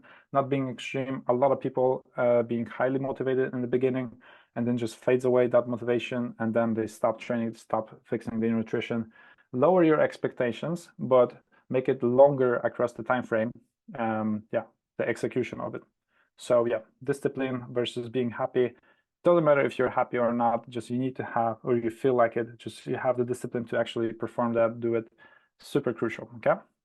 And over here, a little bit back to the, do you need structure and so forth?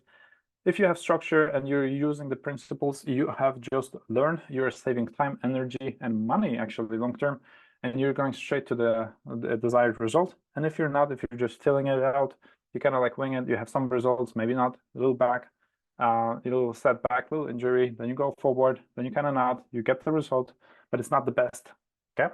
So just so you know, that's kind of like the mindset. What about cardio? we are flying through those slides, so stop me if you have particular questions.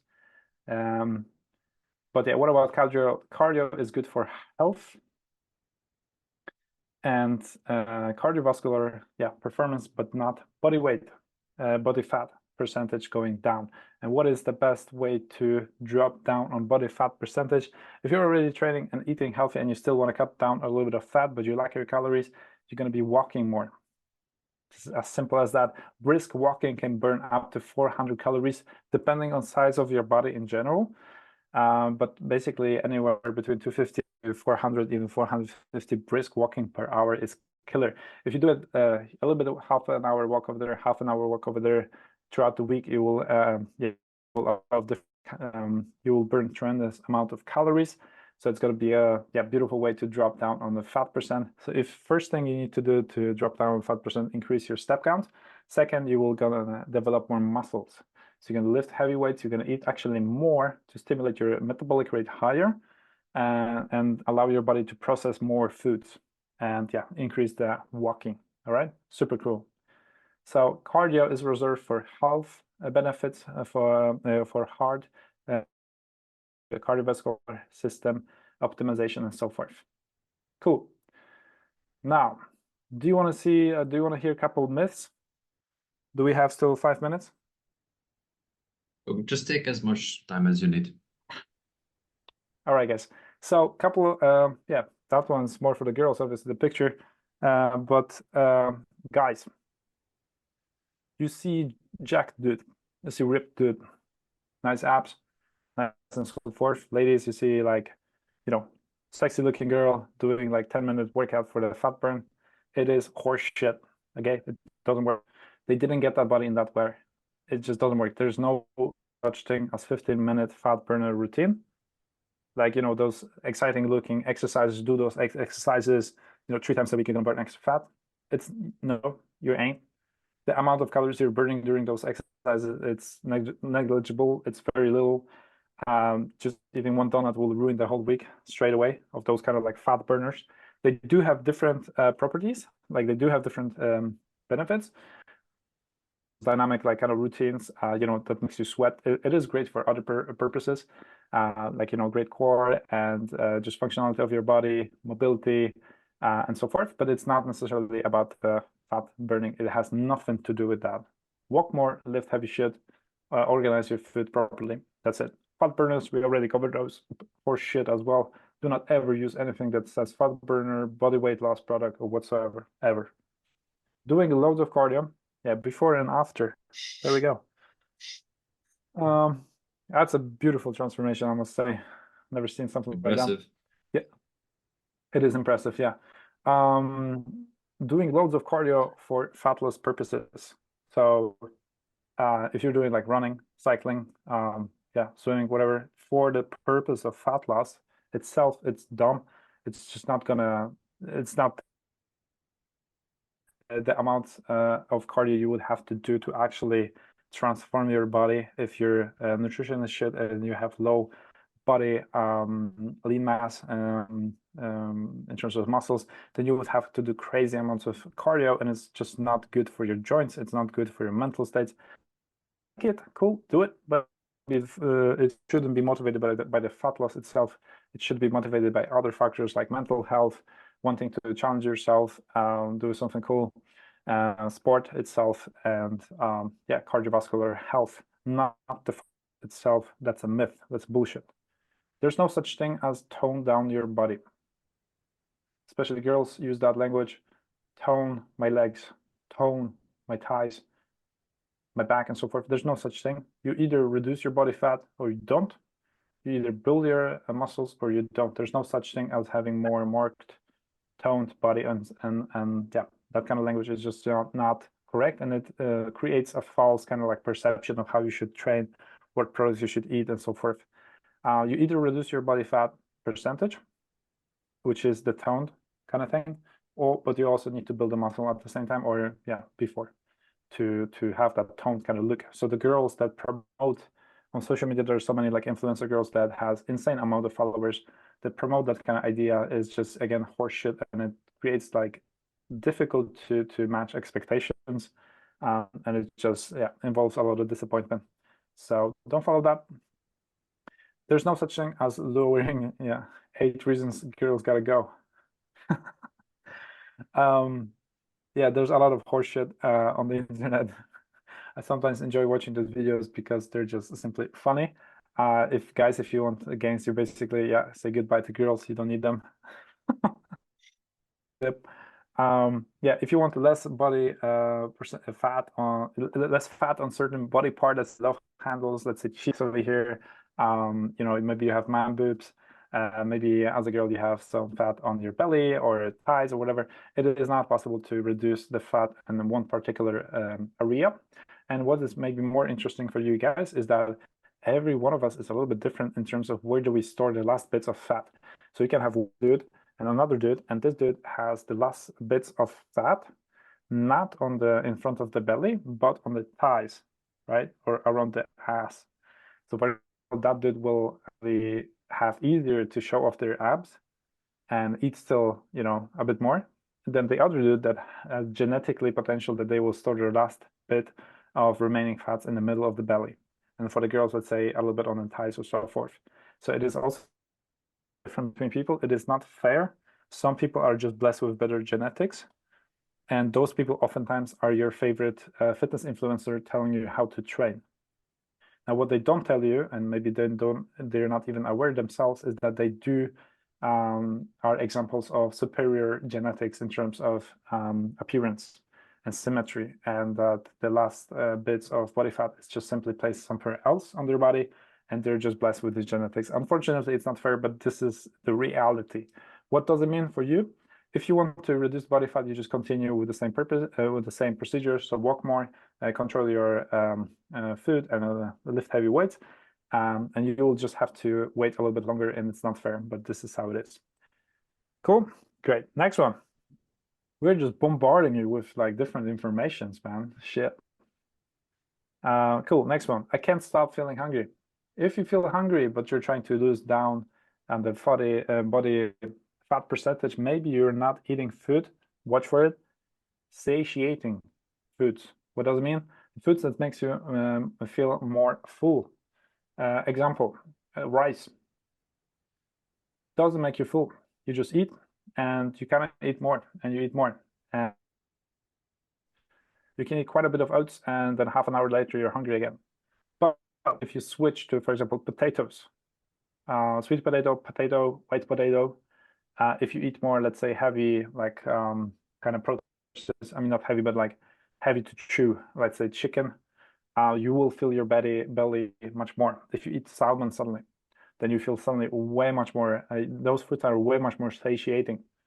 And the other hand, if you are trying to limit that, you can also try on purpose to use the foods that are not satiating. So you can eat a whole bowl of veggies and so forth, and and you will not feel full. So that's just so you know. Cool. And the last slide for you guys, just to summarize everything that we learned today, and then we're gonna finish it up and maybe answer some questions real quick. So basically, I created a list of what to do to not transform your body successfully, to waste your time at the gym and with your nutrition, and to slow you down. And that is basically not to make a firm decision that you're actually going to master your nutrition and training, just kind of like kind of start to do it, and not really follow through. Do not follow a specific plan. Do not hire a coach. Don't track your calories. Just wing it. You know your body. You can just feel it, right?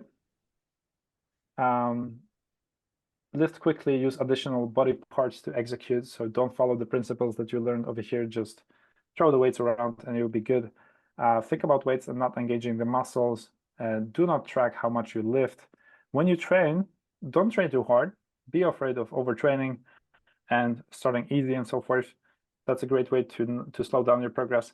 Obsess about the body weight itself rather than the percentage of your fat or the amount of muscle you're putting, which is a much more healthy way of looking at your body. So obsess about the body weight itself. Great way to not be effective at transforming your body. Compare yourself looking people and social media, that is a great way to ruin your mental health as well. So if you are looking forward to not transforming your body successfully, slow you down or damage your mental health, do that. Yeah, don't think about recovery or mobility drills, no need for that. Make sure that you're inconsistent, make sure that you're hyper obsessive, wait for the perfect timing for training, and allow of fear of others. Like, for example, I'm afraid to go to the gym, or I'm afraid of working out over here because people watch me. Yeah, allow that to control you, and you'll guarantee a nice regret when you're 80 years old that you fucked up your life. So yeah, we're gonna come back to that in a second. So this is it. We skimmed through those slides. I hope you guys enjoyed it. Do you have any questions? Would you like to touch on?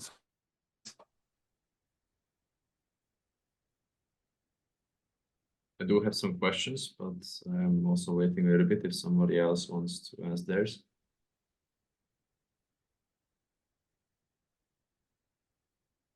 If not, then I want to share with you a little bit one more information. So first of all, thanks for Adam for organizing those events. We're going to have more workouts like that. So tune in into the Limitless community. If you guys not there, do that. I myself also have my own community called Level Up. You can find that also on my profile on School. Make sure to join Limitless community because Adam is just starting creating really cool workshops and events. So make sure you're part of that group and you're active actually over there. Super important. Also over here, like you have the QR code that you can scan, like on the below, it's for the Limitless. On the top, it's for the group coaching or one-on-one coaching with me. We are experimenting with this idea with Adam to basically launch a direct support, because one thing is cool, like in theory, like we use 2 hours to do this workshop and skim through all this information, but I've proven enough that I know what I'm talking about. And if you're actually serious about getting results, like you actually want to do this, and you want that, yeah, one-on-one, you want that in a group, looking to get the specific program done for you, especially based on those principles, based on science, 12 years of experience of me as a physiotherapist, manual therapist, personal trainer, and so forth. If you want that, better body, stronger, and so forth, then you can consider joining the group coaching or one-on-one. Follow the link in the QR code. You can just basically scan it, and over there will be waiting a little questionnaire that will show me if we are the match or not, in terms of do you actually need this or not. So you can yeah, you can consider that. And yeah, thank you for joining. If you have any more questions, I'm happy to answer. And yeah, thank you for your time and attention. I hope you enjoyed it. And if not, tell me. And if yes, tell me, or Adam. We are trying to make very good, like amazing value for you guys, and there'll be more workshops. I'm preparing a couple more workshops as well myself. Thank you very much, guys. We enjoyed listening to you. Nice, I think perfect. This was awesome. Have a good one. But before we wrap it up, I do have a few questions, which I really would like you to answer for us. So you mentioned that if you actually would like to drop down body fat and also to build a better physique, like lift heavy shit and walk. Why walking over running, since it's pretty much the same kind of movement? Like, what's the difference between the two? No, it's not. Walking is significantly less taxing on your body. As a human being, you're not meant to run constantly. You're meant to move around constantly and walk around constantly. This is how you build. And running simply taxes more your body with the thought of the cartilage, and just using up your resources. So, for example, recovering from a long run is actually taking a toll on your body. So let's say if you run a marathon, next day you will, you will feel it. Like your body needs to recover. You cannot just go again unless you're extremely well trained. We are talking on 1%, but they still need that recovery, right? And walking does not do that to your body. So you can walk extremely, and you don't really need that much recovery from it. So it's extremely low taxing, and yet does burn the calories, quite significant if you sum together, 4 or 5 walks a week. Let's say 1 hour, then suddenly you are actually starting to lose body fat percentage. If you were to run to burn the same amount of calories, you will be taxing your body significantly more, and you're not necessarily like burning that much more calories.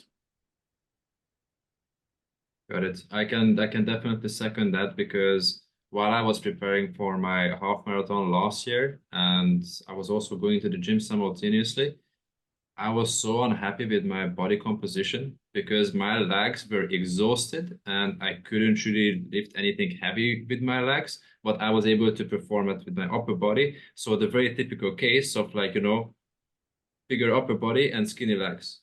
And Yeah, which is when I horrible from a saw perspective when I of saw function. that, yeah, and when I saw that, I was like, okay, this is a no-go for me. I don't know how hybrid athletes do that. For me, it just doesn't work. Well, they have the proper structure and the proper recovery system, so it is possible. I've been a hybrid athlete before. I'm not doing it right now. Just simply, I go back to doing a couple of cool functional movements like walking on my hands and so forth, lifting heavy weights, looking good on beach, and just having a nice walk, and then just focusing on my business. But it is possible to have a proper hybrid kind of structure in your training. It is more advanced though, and will not, but it is possible. It does require a bit more, structuring and so forth. It is differences between people in terms of genetic, what they can tolerate. Some people have superior recovery abilities. I'm actually lucky to be one of those. I can go pretty hard with training and recover pretty fast. I do also know the other spectrum, which is I have those two clients that are the opposites. So they do just a little bit and forever. No matter how long they train, they just soreness comes, and they have that kind of genetics, and it's just what it is. That's also important to know. Yeah. We have a question from Ole. What is the ideal body fat percentage that's still healthy? It depends on what you want to achieve, yes? So men can go much lower on body fat percentage than women when we're talking about health. So a man at 10% body fat, it's still healthy. It's still capable of holding that for extensive period of time. Anywhere, again, genetics, but anywhere like 9, 8, 7%. For example, on a picture on the left over here, me, the ripped picture, I'm about 7% body fat over there. Just so you know, I am not that right now. Reason, it is not healthy long term. If I would stay that lean, although it is very enjoyable, it is actually detrimental to your testosterone levels, which is not very good for a man long term. So a lot of those pictures that is like people are like super ripped, especially guys, it is not possible to withstand that for extensive period of time without paying a high price for that. And yeah, just so you know, but 10% is possible. 12% still you look great. Still have some more room for ice cream and so forth. So it's all good. Even sometimes 13, 14%, you still look great. Yeah, that's in terms of if we're talking about appearance. In terms of health, anywhere between 20 is great, but you will be a little bit like a bear at around 20. Again, genetics, some people at 20 look different than other people at 20, just so you know. Anywhere above 20, I would suggest you work on that in terms of health. It's just unnecessary to carry more. For women, a little bit differently. For most women, yeah, anywhere below 20 is becoming to be a little bit extreme. To be honest, women have cycle, they have menstruation, they have they are able to produce new humans. They have much more fluctuating hormonal system and fats, and yeah, that kind of storage is important for women to actually yeah, be healthy and have all the systems in check. So women don't generally go down as low as men on body fat because they their bodies are affected significantly more than us. So if a girl goes like 16%, that is already extreme. But yeah, that's that ripped look. 16, 18, again, genetics come into place. Some people look different at 16 than other ones. Depends on what's your genetic. Where do you leave? Where does your leave the last fat bits? It might be thighs, it might be love handles, it might be upper back. Depends. So yeah, that's the answer basically. For girls, it's a little bit different. Yeah, I would suggest that in 20, it's a little considered almost like a sport, I would say. And for ladies especially, I do. If they're above 26, then I'd recommend to maybe cut down. But some women have to be, you know, a little bit blunt, they have big boobs, big booty, and then their fat percentage is higher, but it's not necessarily unhealthy or something like that. So for women, a little bit more fluctuating, a little bit more individual. For men, it's a little bit straightforward. You can get to 12, 10, and keep it and be healthy and be ripped forever. Hope that answers. Yes, it perfectly answers. What kind of training split do you use? I currently use a double split where I have 1 day. I do like a circulation, so I train 3 days in a row. Then I have 1 day break. Then I train 2 days. Then I have 1 day break, and then I train, yeah, depending on how I feel, basically. But then I maybe will squeeze in one more session. So my workout doesn't necessarily end in 7 days a week. It extends a little bit and it just circulates. So that's just so you know. But generally speaking, what would be interesting for you guys is that I generally train 2 times more or less a week. Body parts, so chest 2 times, back 2 times, shoulders, legs. I don't divide legs in 2. I train both front and back in 1 session, which is a very horrible session, but I just prefer it to be in 1 session. It's an individual preference. I might also good. So the way I would structure the way my training is structured is every day I walk at least 10,000 steps. It was difficult on body, but now I'm back to normal routine.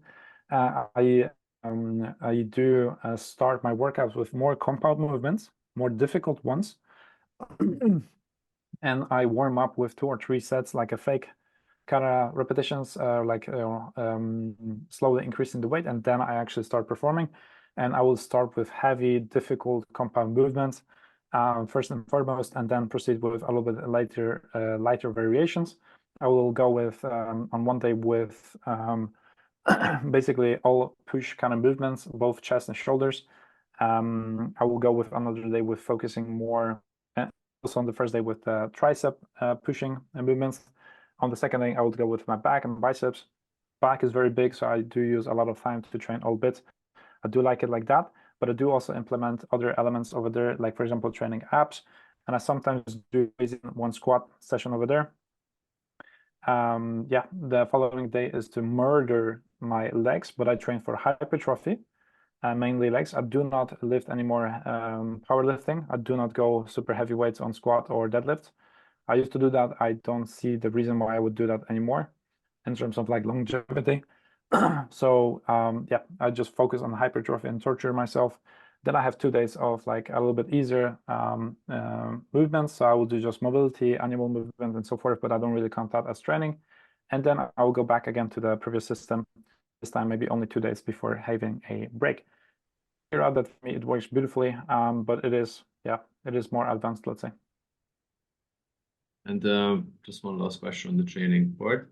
How often do you recommend people to change up different exercises? Or do you recommend them to do the same thing all the time? So you actually don't necessarily, there's this, have to constantly switch your programs.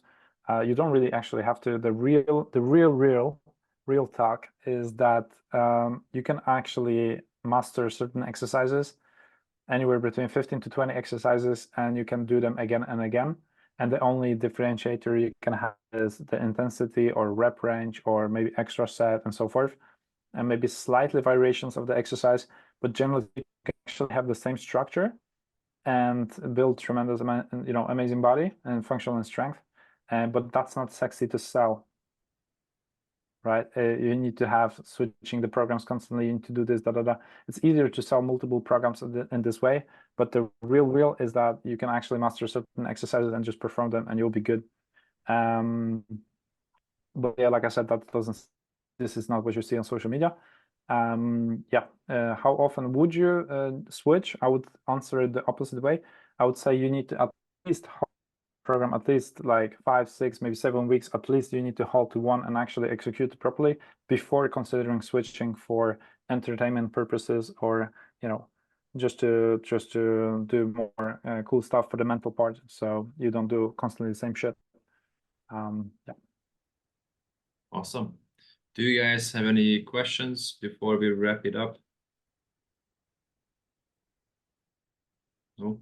No? Okay, great. Again, So, like I said, just as I finish it up, consider making a change in your life. That's why there's this big QR code.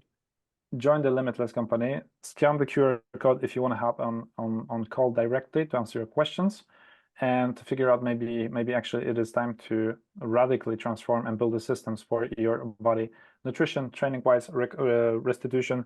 And the thing is that it is a if you invest a little bit of energy, time, and possibly money into that right now, it is paying you dividends for the rest of your life. It is super worth it.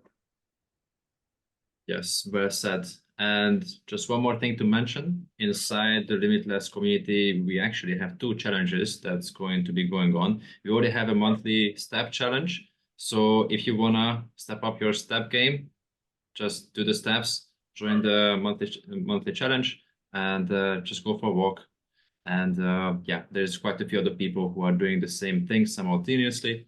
So that's one. And we are actually starting a new challenge on Thursday, which is going to be focusing on sleep. So we are also going to be tackling one of the other very important elements that Matthäus pointed out as well. So we are bringing on a sleep expert from Germany who is going to guide this challenge for 2 weeks. So that's also something that you can find inside the Limitless School community. So go there, check it out under the challenge channel and sign up. But I think that concludes everything for today. I think I can speak on everybody's behalf. It was amazing. We all learned a lot. I most certainly did. I have a shopping list, and on top of that, I have omega-3 and fish oil. So right after this session, I'm going to go to Pepito and I'm going to start getting those kind of stuff. Thank you, guys. I think again, thank you for your time and attention. And one last thing, one last parting comment.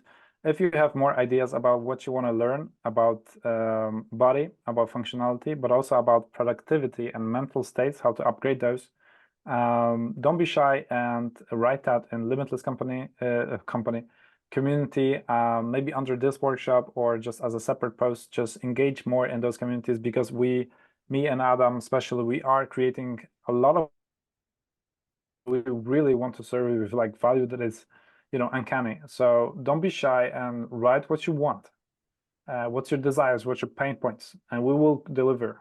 So yeah, that's a part. Anyways, thank you for your time. Yeah, thank you guys for coming. We'll see you next time.